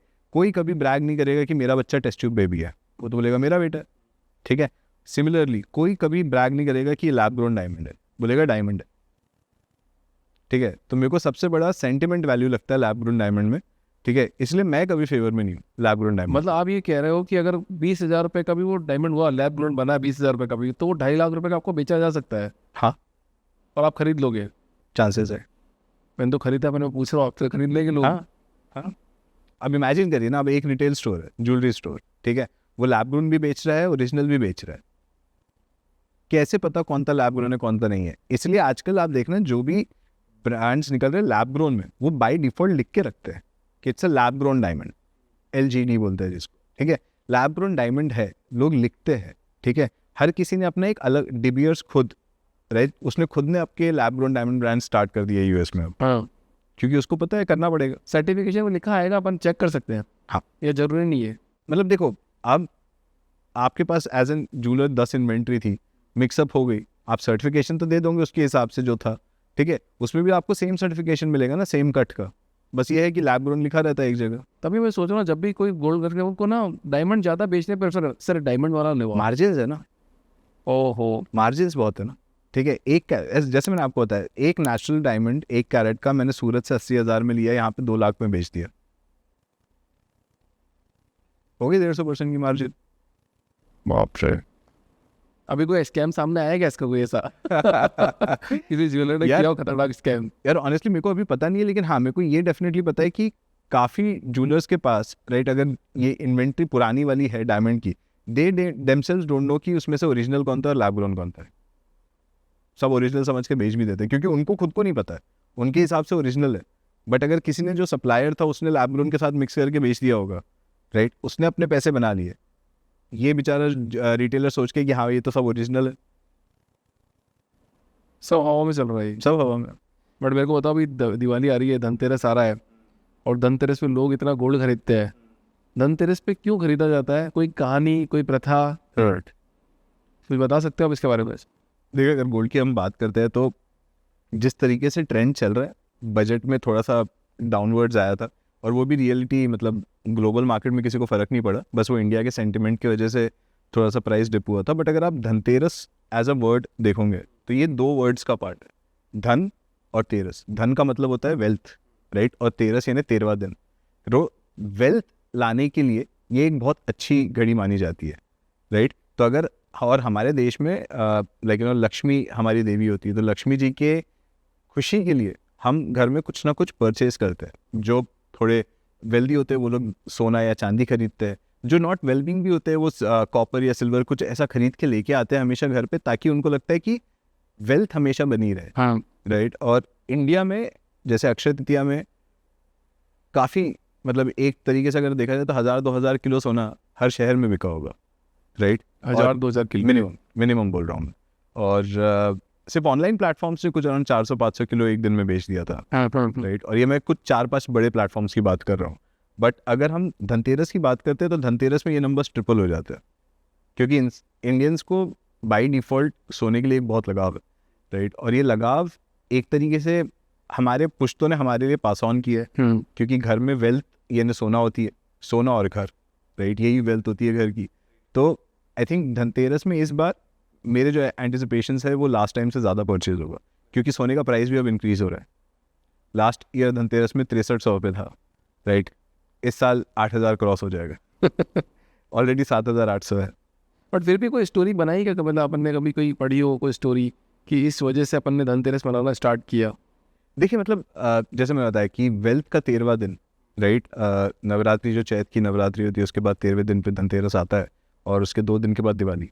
तो दिवाली बाय डिफ़ॉल्ट एक शुभ त्यौहार माना जाता है, राम जी वापस आए थे और उसके सेलिब्रेशन पे, राइट। तो उसमें हमारे देश में सेंटिमेंट्स और रिलीजियस चीज़ों को मिला के, राइट, हमेशा प्रॉस्पेरिटी में सोने की ही महत्व दी गई है, राइट। तो हमेशा से, मतलब अगर हम हमारे वेद भी पढ़ेंगे, हर जगह पढ़ेंगे, ठीक है, पंडितों से भी पूछेंगे तो पंडित हमेशा आपको ये कहेंगे कुछ नया शुरू करो धनतेरस के दिन, है ना। कोई ये नहीं बोलेगा सोना खरीदो, बट क्योंकि हमारे सेंटिमेंट्स में ये माना गया है कि सोना शुभ होता है, राइट, तो शुभ और लाभ लाने के लिए घर पे सोना खरीदो और वेल्थ आपकी बनी रहे, राइट। तो इस तरीके की मान्यताएं हैं जो पीढ़ी दर पीढ़ी हमारे पास ऑन हुई है। तब काफ़ी लोगों को तो पता भी नहीं होगा कि धनतेरस क्यों सेलिब्रेट कर, राइट। बट लोगों को ये पता है कि धनतेरस के दिन मुझे सोना जरूर खरीदना है, नहीं कुछ तो 1 ग्राम की एक गिन्नी में लेके आऊंगा। लोग ये करते हैं, आजकल तो ब्लिंकिट विंकिट पे मिल जाती है तो लोग 1 ग्राम की गिन्नी ऑर्डर कर लेते हैं। बट जैसा मैंने बताया कि wealth on the 13th day, right, वो एक ये कॉन्सेप्ट Concept. इसके पीछे है। तो मतलब एक बार मीम बड़ा वायरल हो रहा था, एक मीम क्या वायरल हो रहा था सर, जिसमें एक एंटरप्रेन्योर और उसकी वाइफ दोनों का डाइवर्स हो जाता है, बट कुछ साल पहले जो आदमी होता है वो गाड़ियों पे गाड़ियाँ खरीदता है, लग्जरी कार्स खरीदता है, और वो लड़की जो होती है वो बहुत गोल्ड खरीदती है। तो और दोनों का जब सेपरेशन होता है तो लड़की तो वेल्दी हो जाती है क्योंकि उसके पास गोल्ड होता है, और जिसने कार खरीदी है वो तो उसका दिवालिया निकल जाता है। तो गोल्ड एक सही इन्वेस्टमेंट माना जाता है, हाँ अप्रिशिएट तो होता है, हमेशा Right, appreciate हो हमेशा रहा है। अप्रिशिएट होता है। मतलब बीच के 2-3 साल थे जिसमें नहीं हुआ था, 2-3% के अप्रिसिएशन हुआ था, बट हर साल अगर आप कैगर भी देखोगे गोल्ड का पिछले 40 साल में 4.5% का है, और पिछले 10 साल में तो 10-12% तक का है। तो ग्रोथ तो हर साल है गोल्ड में। तो it's a good investment every time. मतलब गोल्ड एक स्कैर्ड कमोडिटी है, राइट। ऐसा तो है नहीं कि अर्थ में मिला है, जितना भी आया है एस्ट्रॉइड से आया है, राइट। तो लिमिटेड क्वांटिटी है, तो कोई चीज़ अगर लिमिटेड सप्लाई में है और उसकी डिमांड बढ़ रही है तो उसकी वैल्यू भी बढ़ती रहेगी हमेशा। और गोल्ड की डिमांड कम तो होगी नहीं, इंडस्ट्रियल पर्पस में भी है, राइट, और ज्वेलरी कंजम्पशन में भी है। इंडिया सेकंड सबसे बड़ा कंजम्पशन मार्केट है ज्वेलरी का, और हम सबसे बड़े इंपोर्टर है वर्ल्ड के गोल्ड के, क्योंकि इंडिया में गोल्ड इतना खरीदा जाता है। तो बाई डिफ़ॉल्ट जितना ज़्यादा इंपोर्ट हो रहा है उस हिसाब से प्राइसेस हमेशा इंक्रीज होते रहेंगे, और क्योंकि सप्लाई लिमिटेड है, राइट, उस हिसाब से इसके प्राइसेस हमेशा इंक्रीज हो गए। तो सबसे बड़े एक्सपोर्टर कौन है गोल्ड के? सबसे बड़े एक्सपोर्टर, देखिए मतलब वैसे देखा जाएंगे तो अफ्रीकन कंट्रीज़ में बहुत माइन होती है गोल्ड की, राइट। बीच में न्यूज़ भी तो थी, मतलब मूवीज़ भी आई है KGF के बारे में। हाँ, तो आई थिंक मेजॉरिटी जो है अफ्रीकन कंट्रीज़ में माइनिंग होती है इन सब चीज़ों की, इन सब मटेरियल्स की, और जो वहाँ से फिर होके रिफाइन होके, राइट, कुछ शेक्स के पास कुछ कहीं से, राइट, इंपोर्ट होता है इंडिया में। नहीं आपने बताया नहीं कि एस्ट्रोनॉइट मतलब क्या वर्ड? जो एस्ट्रॉइड थी, राइट, जो एस्ट्रॉइड्स गिरे हैं अर्थ पे पहले, राइट, उन एस्ट्रॉइड से ही तो गोल्ड अर्थ पे आया है, मुझे नहीं पता था ऐसा। Right. Gold is not a earthy material, वो बाहर से आया है, इंडिया वो अर्दी मटेरियल नहीं है, वो एस्ट्रॉइड से आया है। ओके ऐसा है, आप गोल्ड को लैब में नहीं बना सकते, कोई नहीं बना सकता। नहीं। जो अर्दी मटेरियल्स होते हैं, जो अर्दी एलिमेंट्स है जो अर्थ पे पाए जाते हैं, आप उनको लैब पे रेप्लिकेट कर सकते हो। गोल्ड को आप लैब में नहीं बना सकते क्योंकि वो अर्दी है ही नहीं। तो ऐसा बोला जाएगा तो देवी देवता ने दिया है। हाँ, इसलिए तो उसको गॉड्स मनी बोलते हैं, गॉड्स करेंसी। जो मतलब काफ़ी लाइक रिलीजन्स में तो ये तो मान्यता है, जब कोई इंसान मरता है तो उसके मुंह में गोल्ड सोने का सिक्का या आँख पे सोने का सिक्का रखा जाता है। हाँ हाँ, तो कहते हैं लास्ट जर्नी में वहाँ पे देना पड़ता है, राइट। तो मतलब gold by default is a God currency, वो कहीं पर भी चलती है और कभी उसकी वैल्यू जाती नहीं है, इसलिए वर्ल्ड वाइड चल रही है। आपके पास आज अगर डेबिट कार्ड नहीं है बट आपके पास एक सोने की रिंग है और आप किसी डिफरेंट कंट्री में हो, आप वहाँ पे जाके सोने की रिंग को पॉन करके पैसा तो ले सकते हो, क्योंकि गोल्ड तो वहाँ भी चलता है, राइट। लोकल करेंसी आपको मिल ही जाएगी, राइट। ये धनतेरस पे देखो इतना गोल्ड की डिमांड बढ़ रही है, पर फेक गोल्ड भी बहुत बढ़ जाता है। मतलब छोटे छोटे ज्वेलर्स, बड़े ज्वेलर्स भी फेक मतलब स्कैम चला देते हैं बिल्कुल। कि यार थोड़ा बहुत मिलावट कर देते हैं। तो क्या ऐसा होता है वास्तव में? सुनने हाँ, में तो बहुत मतलब मिलता है। अभी आई थिंक हाल ही की न्यूज़ लास्ट वीक की, वो अनुपम खेर वाली फोटो वाले नोट्स मिल गए थे। हाँ राइट राइट राइट। तो उसमें आई गेस किसी एक बंदे ने किसी बुलियन प्लेयर के साथ 2.5 किलो सोना का ऑर्डर दिया और नोट्स में अनुपम खेर की फोटो वाले नोट भेज दिए, राइट। वो कहते हैं ना किस्मत खराब होती है जब आप कुछ नहीं कर सकते हो। बस वही था। और फिर उसके बाद लेकिन सारे ज्वेलर्स नहीं बट कुछ ज्वेलर्स होते हैं, राइट, जिनका कोई ट्रैक रिकॉर्ड नहीं है या कुछ है, राइट, वो लोग आपको 24 कैरेट बोल के 20 कैरेट या 18 कैरेट का सोना पकड़ा देंगे। तो ये तो काफ़ी जगह होता है, राइट, काफ़ी जगह होता है। सारे बड़े ज्वेलर्स भी करते हो अभी भी? बड़े स्टोर्स तो नहीं करते, राइट, 22 कैरेट बोल देंगे, 22 कैरेट का दे देंगे। बट आई थिंक अब क्योंकि ट्रैकिंग बहुत ईजी हो गई है, आप HUID स्कोर को आप ट्रैक कर सकते हो, HUID नंबर को, ताकि आपको पता रहे कौन सा है, राइट। और अगर आप देखोगे 999 प्योरिटी यानी 24 कैरेट, 916 यानी 22 कैरेट, राइट, उस हिसाब से आप खुद देख सकते हो रिंग पे पढ़ के कि ये कितने कैरेट का है, और HUID नंबर देख के आप वेबसाइट पे जाके ट्रैक कर सकते हो कि इस गोल्ड की लाइफ साइकिल क्या रही है, कहाँ से इसका गोल्ड आया, कहाँ पे मैन्युफैक्चर हुआ, इस रिटेलर के पास कब आया। तो आपके पास पूरी लाइफ साइकिल होती है मेजर करने के लिए, ताकि आप देख पाओ कि अच्छा ये जो वो रिटेलर बेच रहा है सही चीज़ है या नहीं है। तो एंड यूजर एक्चुअली देखता है क्या? मैंने अभी तक भी नहीं देखा। हमने पिछली बार पॉडकास्ट किया था, फिर मैं उसके बाद गोल्ड खरीद के लाया, उसके बाद भी मैंने नहीं देखा। देखिए मतलब मैं डेफिनेटली ये चाहता हूँ कि लोग पढ़े, बट आज भी काफ़ी लोग नहीं पढ़ते हैं। मैं बोल रहा हूँ, मेरा खुद का एग्जाम्पल बोल रहा हूँ, अपना पॉडकास्ट हुआ, आपने बात बताई, बट स्टिल मैं नहीं पढ़ रहा हूँ। तो क्या स्टिल मेरे पास सही गोल्ड है घर पे? मैं सजेस्ट करूंगा आप एक बार पढ़ लें। आप डेफिनेटली पढ़ लीजिए। तो कैसे बचा जाए? मतलब सिर्फ एक तो वो अपन को पढ़ने का माध्यम हो गया, अगर उस पर नहीं लिख रखा है तो, हॉलमार्क नहीं है तो? मत खरीदो, हॉलमार्क नहीं है तो मत ही खरीदे, वो बेटर है। बट आजकल बहुत सारे ज्वेलर्स ऐसे आए, स्मॉल ज्वेलर्स, जो अपना बहुत दिखा रहे हैं कि यार हम तो कम दाम में दे रहे हैं पर अभी ज्वेलरी खरीद लो हमसे। नहीं, अगर इंटरनेट पे HUID वायरल भी हो और रहे हैं। BIS नहीं है तो आप ना ही खरीदे तो ही बेटर रहेगा। हम्म। क्योंकि हॉलमार्किंग के बिना वो ज्वेलरी रियल है इसकी कोई गारंटी नहीं है, और अगर उसमें हॉलमार्किंग है नहीं तो आप प्राइमरली आप बस ब्लाइंड पैसा अपना वेस्ट कर रहे हो, क्योंकि उसकी कोई ऑडिटिंग है नहीं, उसका कोई कर्चा चिट्ठा है नहीं। कल को आप अगर उसको इमरजेंसी में बेचने जाओगे या उसके लिए लोन लेने जाओगे और पता चला कि वो गोल्ड ही नहीं है, सिर्फ गोल्ड की प्लेटिंग थी, राइट। तो आपका ठगा हो गया। आजकल आजकल ये एक तो गोल्ड खरीदने का मार्केट तो बहुत बढ़ रहा है, बिल्कुल। ठीक है, प्लस गोल्ड लोन का मार्केट भी बहुत बढ़ रहा है। लोग गोल्ड लोन भी बहुत खरीद रहे हैं, कि बोल रहे हैं कि अच्छा गोल्ड लोन लेके जाओ। पर जो NBFCs होते हैं, इसमें एक स्कैम मैंने को सुनने में आया है, ये 22 कैरेट की अगर ज्वेलरी होगी वो आपको बताएंगे 18 कैरेट की है, और उतनी वैल्यूएशन पे आपको ये पैसा देंगे। ये कितना ट्रू है सर? देखो, जो गोल्ड लोन का इंडिया का जो मार्केट है, ऑर्गेनाइज्ड प्लेयर्स बहुत लिमिटेड है। आज जो गोल्ड लोन का हमारा audition, I think official market होगा 1.5-2 लाख करोड़ का होगा साल का, राइट। बट लास्ट ईयर को 14 लाख करोड़ का गोल्ड लोन डिस्ट्रीब्यूट हुआ है इंडिया में। 14 लाख करोड़ का, राइट। अब अगर आप इसमें से देखोगे जो छोटे शहर है वहाँ पे, मतलब आप तहसील में जाके 150 रुपये में लेंडिंग का लाइसेंस ले सकते हो, राइट। अब आप गोल्ड लोन दे रहे हो, क्या लेंड कर रहे हो, तहसील में कोई नहीं पूछ रहा, राइट। NBFC बनाने के लिए आपके पास बहुत सारे प्रोसीजर्स है जो आपको फॉलो करने होते हैं।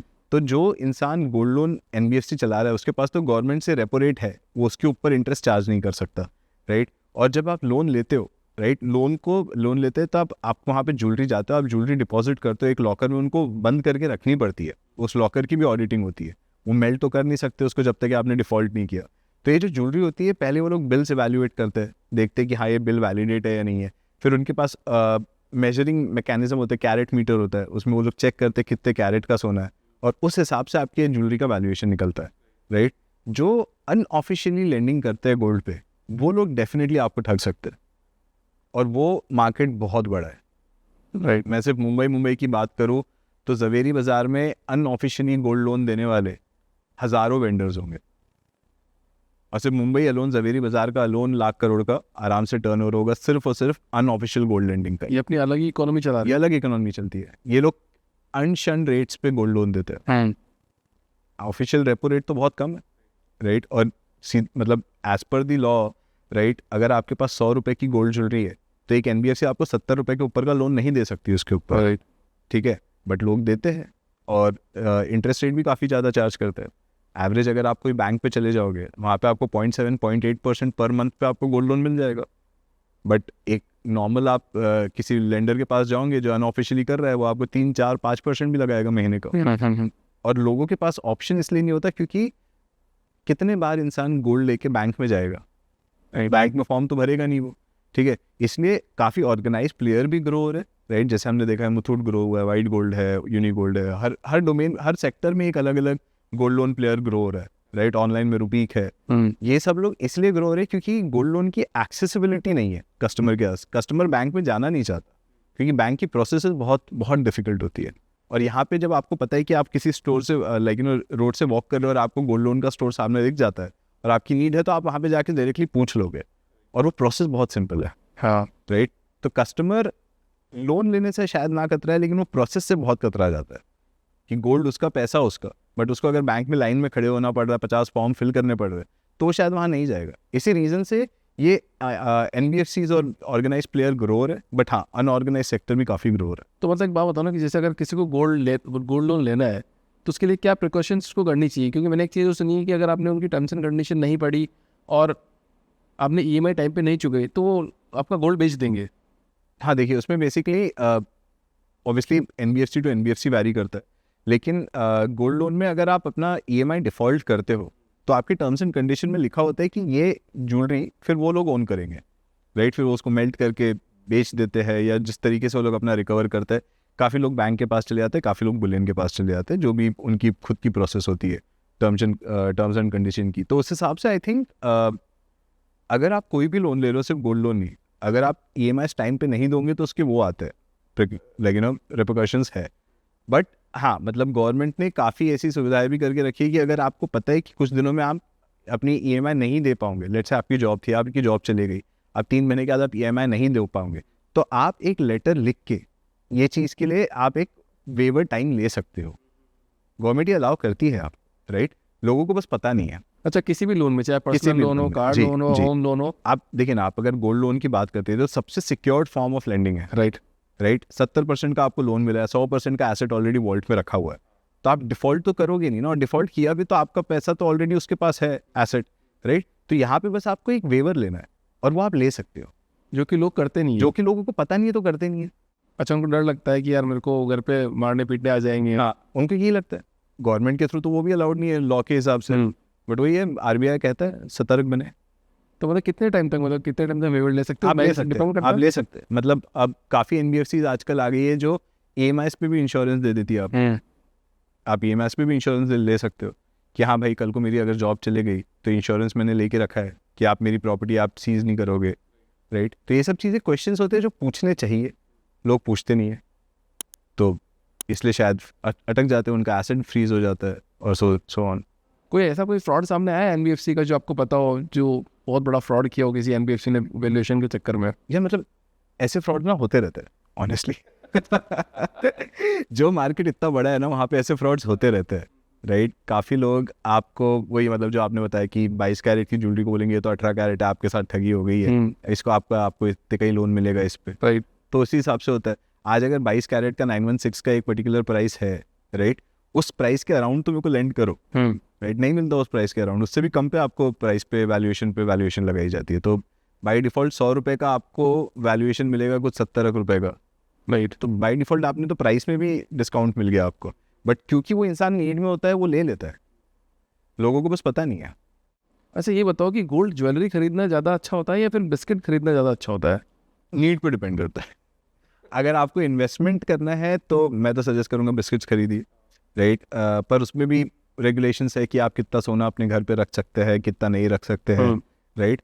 तो मैं सजेस्ट करूँगा कि अगर आप मैरिड नहीं है तो आप बिस्किट्स खरीदें, मैरिड है तो बीवी की सुननी पड़ेगी, आपको ज्वेलरी ही खरीदनी पड़ेगी। हाँ, तो वही है, इन्वेस्टमेंट पर्पज से हमेशा कॉइन्स और बिस्किट आपके काम आएंगे, राइट। राइट? ज्वेलरी घर खुश रखने के लिए आप ले सकते हो डेफिनेटली, बट उसमें मेकिंग चार्जेस बहुत हाई होते हैं ना, मतलब हाँ। आप कितनी बार बार ज्वेलरी खरीदोगे? बिल्कुल। उसमें यार देखो, मतलब मेकिंग चार्जेस तो सत्य है इस इंडस्ट्री का, क्योंकि ज्वेलर, मैंने जैसे बताया, ज्वेलर सोने की प्राइस पे कमाता ही नहीं है, राइट? वो कमाता है मेकिंग चार्जेस पे, ठीक है? तो आपको अगर ज्वेलरी लेनी भी है तो आप स्टेपल्स पे ज़्यादा फोकस कर सकते हो, जिसमें सबसे कम मेकिंग चार्जेस होते हैं, राइट? बैंड्स, कड़े, चेन, इनमें बहुत कम मेकिंग चार्जेस होते हैं। ये 2-3% की मेकिंग चार्ज पे भी मिल जाती है। अच्छा, राइट? तो ऐसे अगर आपको सिर्फ ज्वेलरी लेनी है और आपको मेकिंग चार्जेस नहीं देने, तो आप ऐसे स्टेपल ज्वेलरी खरीद सकते हैं जिसमें आपको ज़्यादा मेकिंग चार्ज का सोचना ना पड़े। 2-3% का मेकिंग चार्ज जो ऑलमोस्ट GST के इक्विवेलेंट है, तो आप इजीली उनको ओन कर सकते हो। आपने बात बोली ना कि इसमें मेकिंग चार्जेस पे ही कमाता है एक ज्वेलर। तो मान लो किसी ने गोल्ड खरीद के रखा है, मतलब 65,000 के हिसाब से खरीद के रखा है और उसकी प्राइस बढ़ गई 77, तो वो 10,000 रुपीज़ वो कमाएगा नहीं क्या? देखो, कोई भी कमोडिटी में कैपिटल गेन टैक्स तो आपको लगता है, राइट? गोल्ड पे भी कैपिटल गेन्स है। अगर आपने 60,000 पे सोना खरीदा है और आज अगर 80,000 का है और आप उसको अगर कैश इन करोगे तो आपको कैपिटल गेन 20,000 का जो आपका गेन है उस पर आपको टैक्स देना पड़ेगा। नहीं, फिर भी कमाया तो उसने अच्छा उसने खासा कमाया, अमाउंट है ना, हाँ, मतलब काफी 1 अच्छा, करोड़ की 20-22% वैल्यू की बात करो आप। 20-22%। जैसे इस साल का ही अगर आप देख लोगे, जनवरी में जो रेट था वर्सेस आज जो रेट है, 23% का अप्रिसिएशन। ज्वेलर तो बहुत कमाया ना। ज्वेलर ने एसेट जो उसके पास रखा है उस पर उसने कमा लिया, यस, लेकिन एक ज्वेलर कितने बार अपने एसेट्स बेचता है? उसको तो मार्केट में जब तक कि उसकी इन्वेंट्री रोटेट नहीं होगी तब तक वो पैसे नहीं कमाएगा उस पर। तो वही है, क्योंकि नहीं, थोड़ा सी और समझते हैं इसको। जैसे मान लो मैं एक ज्वेलर हूँ, ठीक है, अब मैंने 1 करोड़ का गोल्ड खरीद लिया है आज, ठीक है, कुछ 65,000 रुपये के हिसाब से, बट वो अभी 77,000 रुपीज़ का हो गया है। ठीक है, तो जो डिफरेंस अमाउंट आया, मान लो मैंने अभी बेचा नहीं है, अभी मैंने आज मैंने लिक्विडेट नहीं हुआ है सामान, तो मेरे पास वो जो अमाउंट बना है अब लिक्विडेट होना चालू हुआ है आज की रेट से, तो मैंने तो डिफरेंस अमाउंट तो कमाया है ना, बड़ा अमाउंट। तो इसमें आप पहले इसमें अपन समझते हैं कि ज्वेलर का धंधा कैसे चलता है। अच्छा, ठीक है। ठीक है, तो ज्वेलर के धंधे को अगर आप देखोगे तो कोई भी ज्वेलर अपना पैसा लगा के इन्वेंट्री कभी खरीदता नहीं है। ओके। ठीक है, ये या तो खरीदी जाती है जीमेल के थ्रू, जिसको हम बोलते हैं gold metal loan. Gold metal loan एक ज्वेलर या तो बैंक से लेता है या तो फिर वो किसी बुलियन पार्टनर से लेता है। गोल्ड मेटल लोन होता है ये कि मैं आज एक बैंक के पास जाऊंगा, बोलूंगा जी मेरा ज्वेलरी स्टोर है, मुझे 2 किलो गोल्ड चाहिए इन्वेंट्री बनाने के लिए, तो बैंक आपको 2 किलो गोल्ड देगा। ठीक है, और वो बोलेगा कि आपको 120 दिन में ये 2 किलो मुझे 5% के इंटरेस्ट के हिसाब से वापस करना है। तो 2 किलो पे 5% एक्स्ट्रा आपको बैंक को वापस करना पड़ेगा। तो 2 किलो में आपका प्राइस कितना था बैंक को फर्क नहीं पड़ता, आपको 5% एक्स्ट्रा देके किलो के हिसाब से वापस करना है। ठीक है, तो प्राइस मेरा कितना भी हुआ हो गोल्ड का, मैंने उसको वो लिया गोल्ड, मैंने मैन्युफैक्चरर के पास दिया, उससे मैंने इन्वेंट्री बनाई, यहाँ पे मैंने बेचा, लेकिन जो मैंने बेचा उसके बाद मेरे को गोल्ड, बैंक को पैसे नहीं, मेरे को गोल्ड वापस करना है। गोल्ड वापस कर। गोल्ड वापस करना है। ठीक है, तो मेरे को तो 2 किलो प्लस 5% एक्स्ट्रा वापस करना है। तो बैंक को तो मैंने किलो के वापस ही दिया, तो वहां पे तो मैंने कोई कमाया ही नहीं ना। तो वापस कैसे खरीदेगा गोल्ड वो, मतलब अब उसने बेच दिया। उसने बेच दिया, उसके पास पैसे आए, उसने पैसे से किलो के हिसाब से निकाला वापस और खरीदा, जाके दे दिया बुलियन से कि ये लो जी मैंने इतना खरीदा था, आपको वापस इतना कर दिया, 5% रेट पे एक्स्ट्रा देना पड़ता उसको। उसको किलो के हिसाब से देना है, किलो के हिसाब से जो प्राइस करंट कितना रेट भी होगी, रहा है। हाँ, जो करंट रेट होगी उसके हिसाब से प्राइस कितना भी रहे। इसलिए ज्वेलर्स काफी कतराते हैं गोल्ड मेटल लोन लेने से, लेकिन उनके पास और कोई तरीका नहीं है वर्किंग कैपिटल निकालने का। दूसरा वर्किंग कैपिटल निकालने का तरीका होता है ये स्कीम्स जो चलाते हैं ज्वेलर्स, राइट। वो स्कीम से पैसा लेते हैं, उसी से इन्वेंट्री खरीदते हैं, मैन्युफैक्चर करते हैं, बेचते हैं और मेकिंग चार्जेस पे कमाते हैं, राइट। क्योंकि आप देखिए ना, ज्वेलर के लिए वर्किंग कैपिटल पैसा नहीं है, इन्वेंट्री है। ठीक है, इन्वेंट्री के लिए इसको सोना खरीदना है, सोना बेचने ही वाले लिमिटेड लोग हैं ज्वेलर को, राइट, या तो बैंक या तो बुलियन वाला। अब बुलियन वाला जब सोना बेचता है वो ये नहीं बोलता कि मैंने तेरे को 1 करोड़ का सोना दिया, बोलता है मैंने तेरे को 2 किलो सोना दिया, अब मेरे को 2 किलो का तू वापस कर इंटरेस्ट के साथ। ओहो, तो इसको तो किलो में वापस करना है। ठीक है, तो गोल्ड प्राइस में वो तभी कमाएगा जब उसने खुद के जेब से जाके सोना खरीदा और खुद के जेब से उसने इन्वेंट्री बनाई और फिर उसी को बेचा और उससे अपना प्रॉफिट निकाला। तो जो करोड़पति ज्वेलर्स है, बट अगर उसने प्रॉफिट निकाला भी अपना, ठीक है, नेक्स्ट उसको वापस नई इन्वेंट्री तो खरीदनी है, नई इन्वेंट्री उसको नए प्राइस के हिसाब से खरीदनी पड़ेगी, राइट। तो हमें ऐसा तो होगा नहीं कि एक बार उसने इन्वेंट्री बेच दी प्रॉफिट निकाल लिया बंद, ऐसा तो होगा नहीं, उसको अपना धंधा चलाना है, राइट। तो इस तरीके से निकालते रहेगा। उसके लिए तो प्राइस अप्रिसिएशन है, बट वो इट्स देयर, मतलब वो सिर्फ एसेट वैल्यू के लिए, उसके बुक्स में रिफ्लेक्ट नहीं करेगा। पर जो करोड़पति ज्वेलर्स है वो जो खुद के पास पैसा पड़ा हुआ है वो खरीद रहे, तब उनको प्रॉफिट अच्छा। देखो, अगर आप बड़े बड़े लिस्टेड ज्वेलर्स को भी देखोगे, राइट, इन लोगों के नंबर बुक्स में हमेशा इंक्रीज होंगे क्योंकि गोल्ड का प्राइस इंक्रीज हुआ है, राइट। गोल्ड का प्राइस इंक्रीज हुआ है तो बुक की वैल्यू इंक्रीज हो रही है हर साल। कि मैं पिछले साल 100 रुपये का सोना बेचा था, इस साल मैंने 110 का बेचा क्योंकि सोना 110 का हो गया, राइट। तो 110 का मैंने बेचा, बुक्स बढ़ रही है, लेकिन एट द सेम टाइम सोना तो उतना ही बिक रहा है, राइट। ठीक है, अब यहाँ पे जो बड़े बड़े ज्वेलर्स है, क्योंकि इन लोगों के मेकिंग चार्जेस, इन लोगों के सप्लाई चेन, ठीक है, इनके वेंडर्स इतने प्रॉपरली प्लान्ड होते हैं कि इन लोगों को पैसा कमाना ईजी हो जाता है, राइट। अगर हम टाटा या मलाबार को अगर हटा दें, बाकी चेन्स के जो बिजनेस मॉडल है वो तो फ्रेंचाइजी के ऊपर चलता है ना, राइट। फ्रेंचाइजी आ रहा है, 10 करोड़ की फ्रेंचाइजी ले रहा है, 5 करोड़ की फ्रेंचाइजी ले रहा है, इन लोगों को मार्केटिंग करनी है, हाँ, ज्यादातर बिजनेस मॉडल फ्रेंचाइजी पे चल रहा है, मेजॉरिटी। खुद कंपनी ओन कम है, बहुत कम है, सिर्फ टाटा का है। टाटा में कैटलिन, शिया, मिया सब उसी में आ जाते हैं, राइट। तो जितने भी स्मॉल ज्वेलर्स है ना, उनके यहाँ पे अपन जाते हैं तो वो स्कीम के लिए फोर्स नहीं करते हैं कि 2000 रुपये की 5000 की स्कीम ले लो या 10,000 की स्कीम ले लो। बट आजकल मैं ये नोटिस कर रहा हूँ कि किसी भी ज्वेलरी शॉप पे, बड़ी ज्वेलरी शॉप पे आप जाओगे तो उनका टारगेट बन गया है कि आपको 10,000 रुपये का देना ही दे रहा है, सर कुछ तो करके जाओ, एक तो करके जाओ। बिल्कुल। क्यों हो रहा है ऐसा? देखो, एक तो सेल्स का प्रेशर है बाय डिफॉल्ट, क्योंकि जितने ज़्यादा स्टोर होंगे उतने ज़्यादा टारगेट आएंगे, राइट। तो एक तो वो है। दूसरा, अगर कोई कस्टमर वॉक इन कर रहा है और वो कुछ नहीं खरीद रहा, तो वो सेल्स मैनेजर का टारगेट मिस हो रहा है कि भाई दिन के अगर 100 लोग वॉक इन करते हैं तो मेरा कन्वर्जन रेट अगर 5 लोगों का है तो 5 होने चाहिए मिनिमम, और अगर वो नहीं होते तो इन लोगों के पास स्कीम बुक चल रही है अपनी, जो स्कीम में इन लोगों को एनरोल कराना ही है, ठीक है। तो वहाँ पे उन लोगों के हर डेस्क पे जो बंदा बैठा हुआ है उसका टारगेट है कि तेरे को महीने में 10 एनरोलमेंट करने हैं, तेरे को महीने में 20 एनरोलमेंट करने हैं। हम तो काफ़ी ज्वेलर्स के साथ काम करते हैं, राइट। तो हमारे पास काफ़ी ज्वेलर्स का डेटा है कि किस स्टाफ ने कितने एनरोलमेंट करे महीने के, क्योंकि हम लोग काफ़ी सॉफ्टवेयर बिल्ड करते हैं ज्वेलर्स के लिए, राइट। तो हम लोग ने तो देखा है कि किस स्टोर में किस बंदे ने सबसे ज़्यादा एनरोलमेंट करी है, और जब हम ये विजिबिलिटी उन ज्वेलर्स को देते हैं तो ज्वेलर्स बड़े खुश होते हैं कि अच्छा जी, इसको मैं ज़्यादा बोनस दूंगा, इसको मैं बोनस ही नहीं दूंगा, और क्योंकि अब ऐसे प्रेशर आने लग गया स्टाफ पे, तो स्टाफ वाला हमेशा ये सोचेगा कि अच्छा ये खरीद नहीं रहा क्या, चलो इस समय एक एनरोलमेंट तो करा ही लेता हूँ 5,000 रुपये महीने की। मतलब वो देखते हैं हमको ऐसे है। ऐसे कि सर अच्छा अभी पसंद नहीं आएगा, एक काम करो आपने ये एनरोलमेंट कर लो, मैं आपको 10 महीने के बाद इतने का डिस्काउंट दिला दूंगा। तो ये उन लोगों के ऊपर टारगेट है, क्योंकि उनको सेल्स तो बुक करी नहीं है ना। पर ये तो गलत है ना, मतलब प्रेशर है तो बहुत, मतलब एक एंड कंज्यूमर में भी प्रेशर डाल देते हो। हाँ बट ये देखिए ना, मतलब कोई भी वर्क एनवायरनमेंट में प्रेशर तो है ही कोई भी वर्क एनवायरनमेंट में प्रेशर तो है ही, ठीक है। तो अब यहाँ पे इन लोगों के ऊपर सेल्स का प्रेशर है, ठीक है। एज अ कंज्यूमर शायद सही है, शायद गलत है, राइट। लेकिन अगर मैं खरीदने जा रहा हूँ, राइट, अगर मैं किसी ज्वेलरी शॉप में जा रहा हूँ तो डेफिनेटली मेरा इंटरेस्ट तो है सोना या चांदी खरीदने का, और अगर ऐसी स्कीम में एनरोल करके मेरा फ़ायदा हो रहा है तो कर लो। फायदा होता है एक्चुअली स्कीम से, सच बताना। 80% ऑफ द केसेस में नहीं, मेरे को लगा वाह बोलोगे। 80% ऑफ द केसेस में नहीं, नहीं होता है। नहीं होता है। तो आप इमेजिन करिए आज 1 साल की स्कीम होती है, हाँ, ठीक है। आपने 100 रुपये सेव करे 10 महीने तक के, ज्वेलर ने आपको 100 रुपये एक्स्ट्रा दे दिए, उस पर 1100 रुपये, हाँ, ठीक है।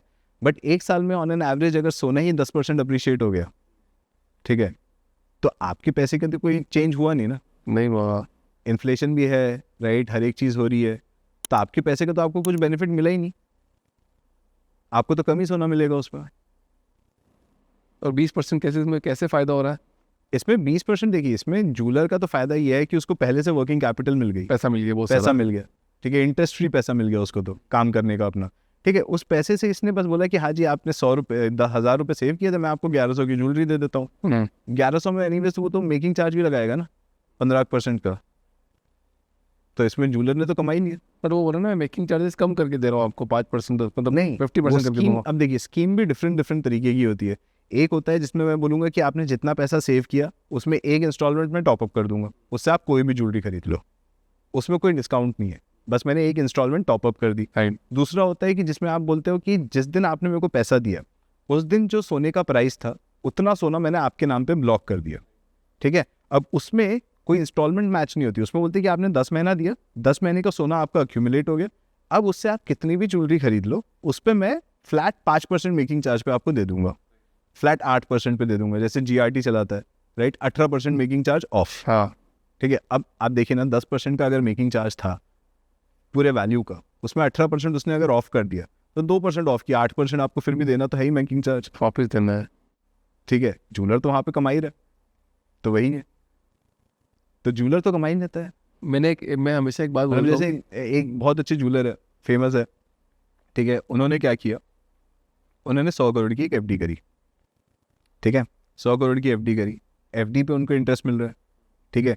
उस FD के अगेंस्ट उन्होंने एक गोल्ड मेटल लोन लिया, गोल्ड मेटल लोन पे इनको देना है साल का 5% के हिसाब से रिटर्न, FD से रिटर्न आ रहा है कितना जी 8% का, उन्होंने तो लोन पे कमा लिया, 3% तो ये कमा लिया। उन्होंने। ज्वेलर्स बहुत अच्छे बिजनेसमैन होते हैं, सबसे ज़्यादा मेरे को तो यही लग रहा है। ज्वेलर्स बहुत अच्छे बिजनेसमैन होते हैं, ये लोग पैसा बना लेते हैं।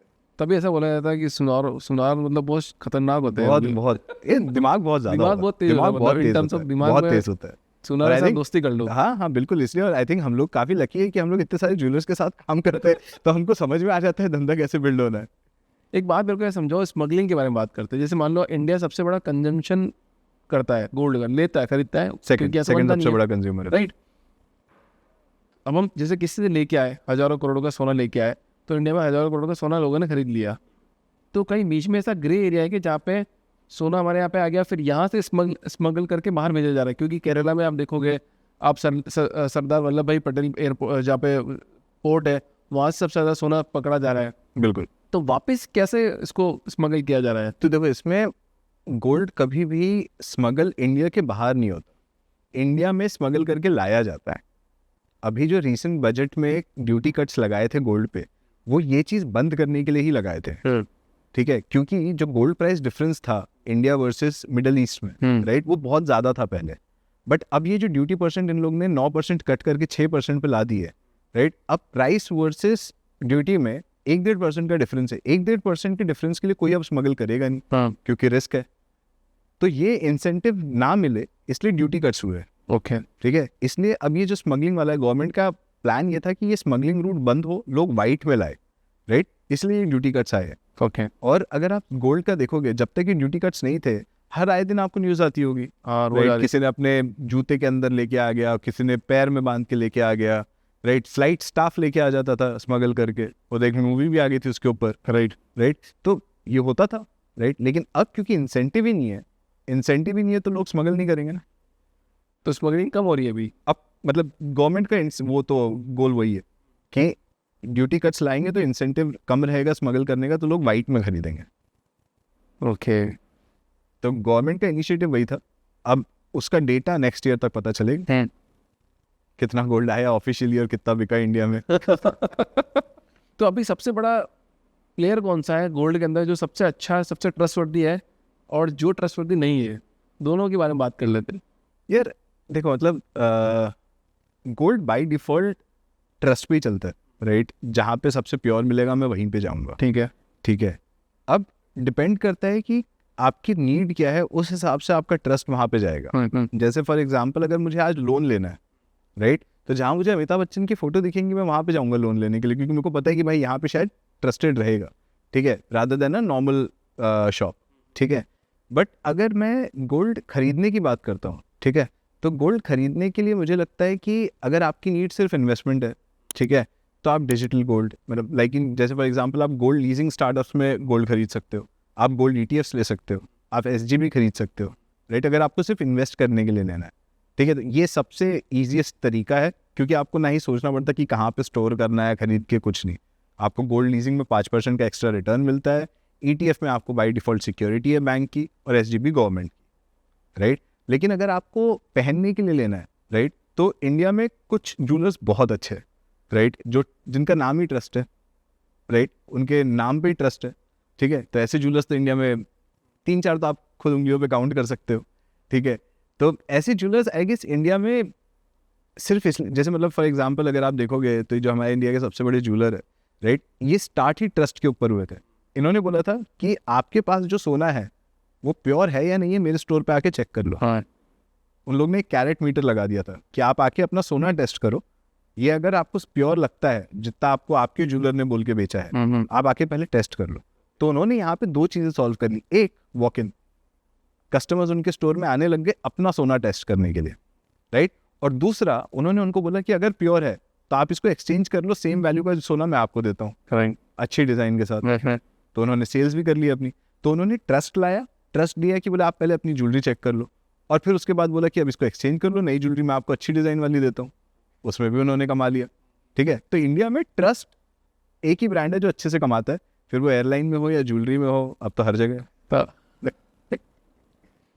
और सबसे फ्रॉड वाला किसने मचाया? देखिए, वैक्स वाली स्टोरी तो मैं आपको पहले बता चुका हूँ, राइट।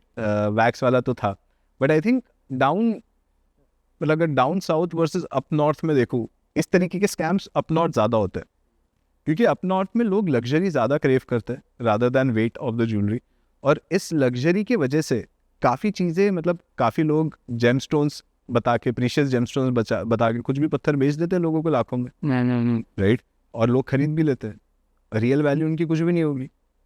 तो ऐसे स्कैम्स अप नॉर्थ बहुत ज़्यादा होते हैं। डाउन साउथ में लोग बहुत स्मार्ट है, डाउन साउथ इंडिया में लोग बहुत स्मार्ट है, और उन लोगों को गोल्ड की वेट वैल्यू पता है, वो लोग पूरा टेस्ट करेंगे। आप कभी GRT के स्टोर में जाइए, राइट, वहाँ पे भीड़ लगी होती है हमेशा। क्यों लगी होती है? क्योंकि एक तो उनकी स्कीम का बिजनेस बहुत अच्छा है, राइट, और दूसरा लोग वहाँ पे सिर्फ और सिर्फ वेट के हिसाब से खरीदने आते हैं। उन लोगों को फ़र्क ही नहीं पड़ता कि वहाँ पे मेकिंग चार्ज देना है, क्योंकि उसने तो स्कीम में बेचा है, तो मेकिंग चार्ज फ्लैट है। लोग जाते हैं, देखते हैं, हाँ कि हाँ 22 कैरेट इतने वेट का सोना उठा लो। उनका स्टोर तनिष्क के जैसा नहीं होता कि एकदम नीट एंड क्लीन, ना, वहाँ पे लोग जाते हैं, खरीदते हैं और आते हैं।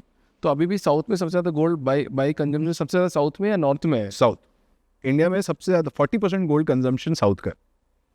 नॉर्थ वाले क्यों नहीं पहनते, क्यों नहीं खरीदते? नॉर्थ में डायमंड्स का, जैसे बताया, नॉर्थ में डायमंड का ज़्यादा क्रेविंग है, पर वो तो फ्रॉड का शिकार हो रहे हैं ना, उनको पता नहीं है। उनको पता नहीं है, ठीक है। नॉर्थ में डायमंड, सिल्वर काफ़ी ज़्यादा चल रहा है। और अब आप देखो ना, जो जेनजी भी है वो भी अब अर्निंग कैपेसिटी पे आ चुकी है, उनकी एज ग्रुप, ठीक है। जेनजी, ठीक है, फ्लैशी ज्वेलरी पहनने में ज़्यादा इंटरेस्टेड है।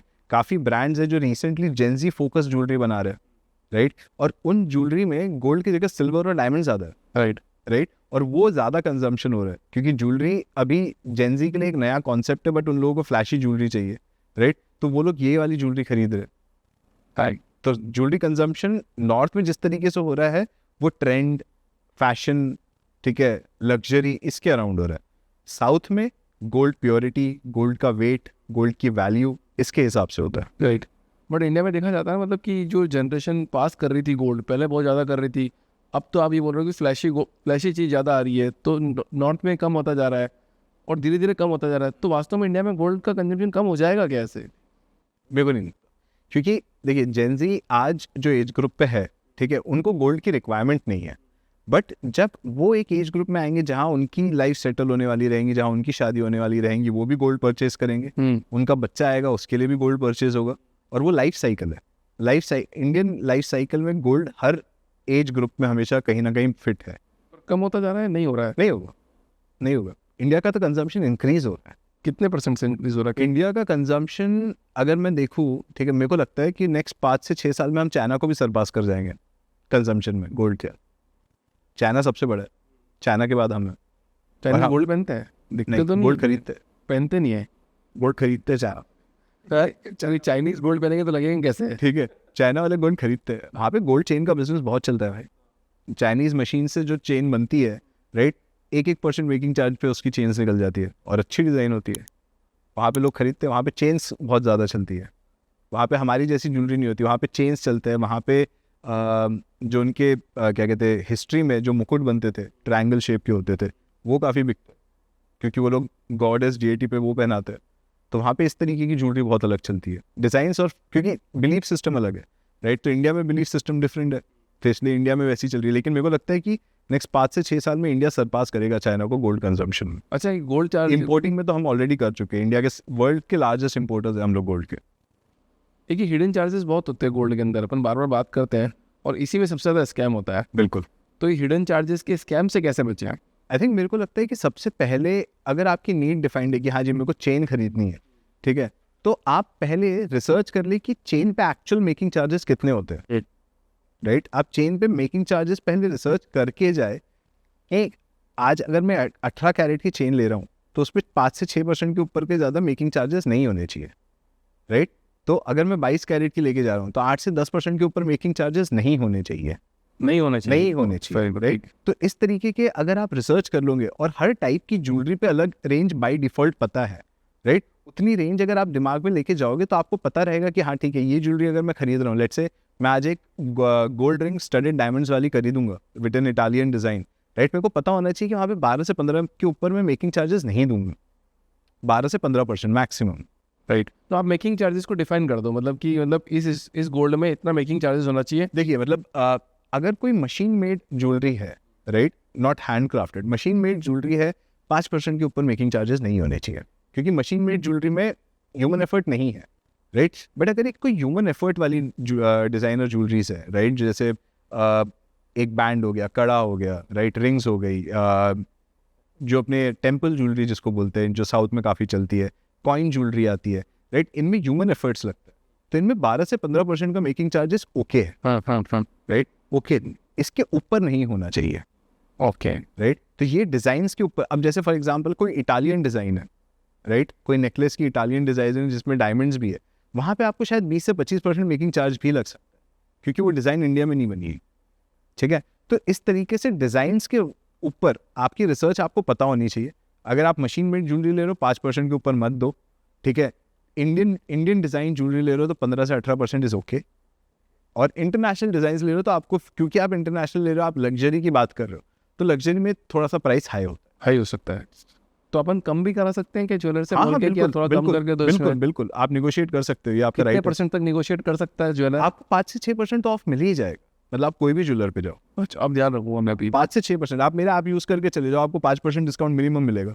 मैं गारंटी देता हूँ आपको। और डायमंड ज्वेलरी लोगे तो 10% भी दिला दूंगा।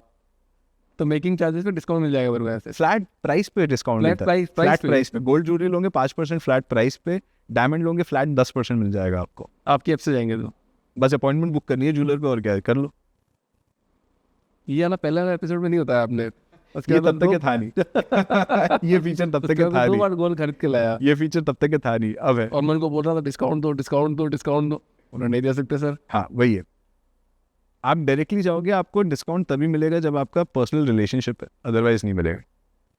अगर कल सुबह मैं उठूँ और गोल्ड इररिलेवेंट हो जाए, लाइक डिमोनेटाइजेशन, कि भैया आज से आपके सोने की वैल्यू 0 है, क्या ये पॉसिबल है?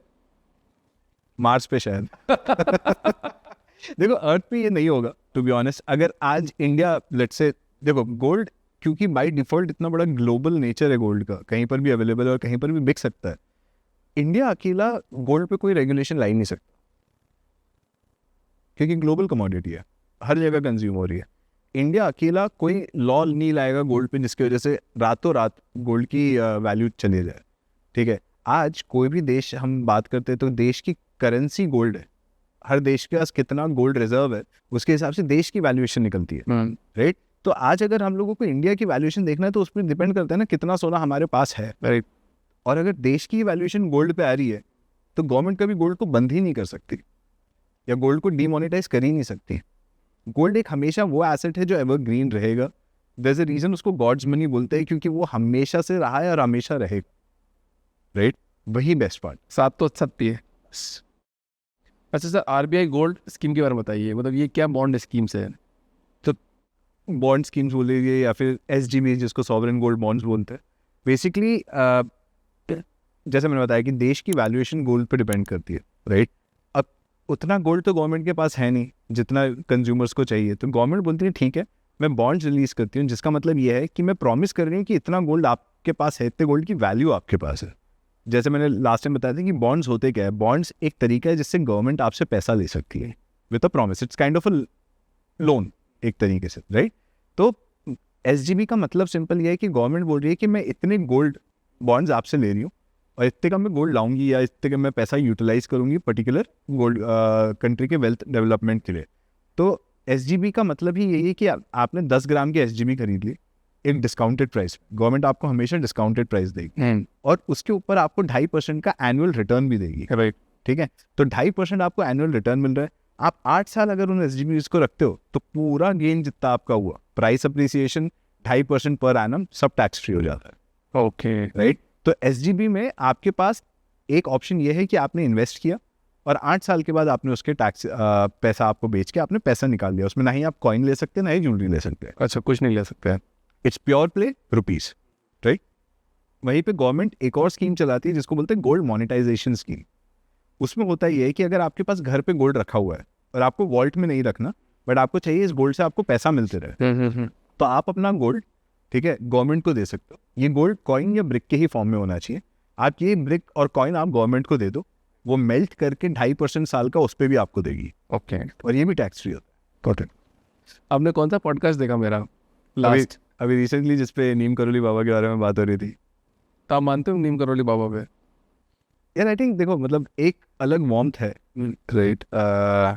मैं यूजुअली मैं खुद ऐसा ज़्यादा बड़ा किसी चीज़ में बिलीवर नहीं हूँ, बट रिसेंटली एक पॉइंट ऑफ फेथ आया है और वो वार्मथ काफ़ी हेल्पफुल होती है लाइफ में। बट वो तो अब रहे नहीं ना, क्यों आया मतलब आपको ऐसा? नहीं, आई थिंक एक तरीके से इंस्टाग्राम के एल्गोरिदम भी मान लो उसको, ठीक है, बट काफ़ी चीज़ें जब फीड में आती है, राइट। और एक डॉक्यूमेंट्री काफ़ी अच्छी सी, लाइक यू नो उनके कुछ बिलीवर्स थे जो अब यूएस में रहते हैं, उन लोगों ने काफ़ी अच्छा, लाइक पूरा आश्रम उन्हीं के डोनेशन पे चलता है, राइट। तो उनकी काफ़ी अच्छी डॉक्यूमेंट्री जिसमें नीम करोली बाबा से काफ़ी लोग जो फेस टू फेस इंटरेक्ट किए थे, जिन्होंने उनकी लाइफ किस तरीके से लाइक यू नो चेंज हुई after that.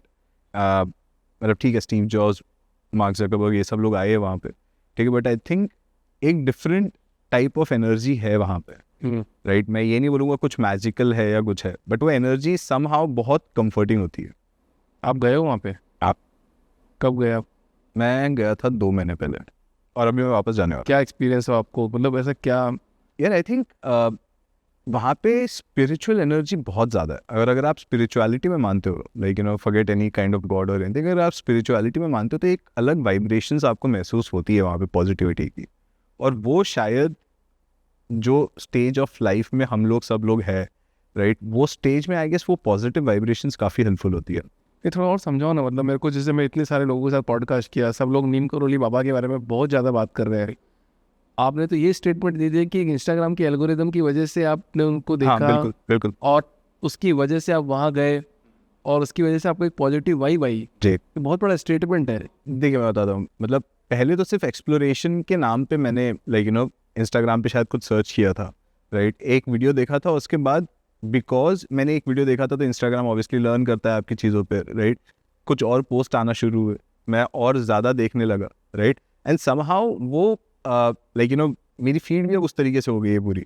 But after I went there, वहाँ पे एक अलग पॉजिटिविटी मिलती है, राइट, और ये मैं सिर्फ नीम करोली बाबा के बारे में भी नहीं बोलूँगा, ये आप किसी भी तीर्थ धाम पे चले जाओगे, राइट, एक अलग पॉजिटिव वाइब्रेशंस आपको महसूस होते हैं, राइट। अगर आप तिरुपति बालाजी जाओगे या फिर आप काशी विश्वनाथ जाओगे, राइट, वहाँ पे आप घाट पे बैठो, आपको एक अलग वाइब्रेशंस फील होती है, बिकॉज वहीं पे आप देख रहे हो कि एक तरफ वहाँ पे किसी का देह संस्कार हो रहा है, राइट, किसी की लाइफ वहाँ पे एंड हुई है, और वहीं पे बच्चा जो पैदा हुआ है उसका मुंडन भी हो रहा है, राइट, किसी की लाइफ बिगिन भी हो रही है, और वहीं पे सब आपके सामने हो रहा है, और सामने गंगा जी।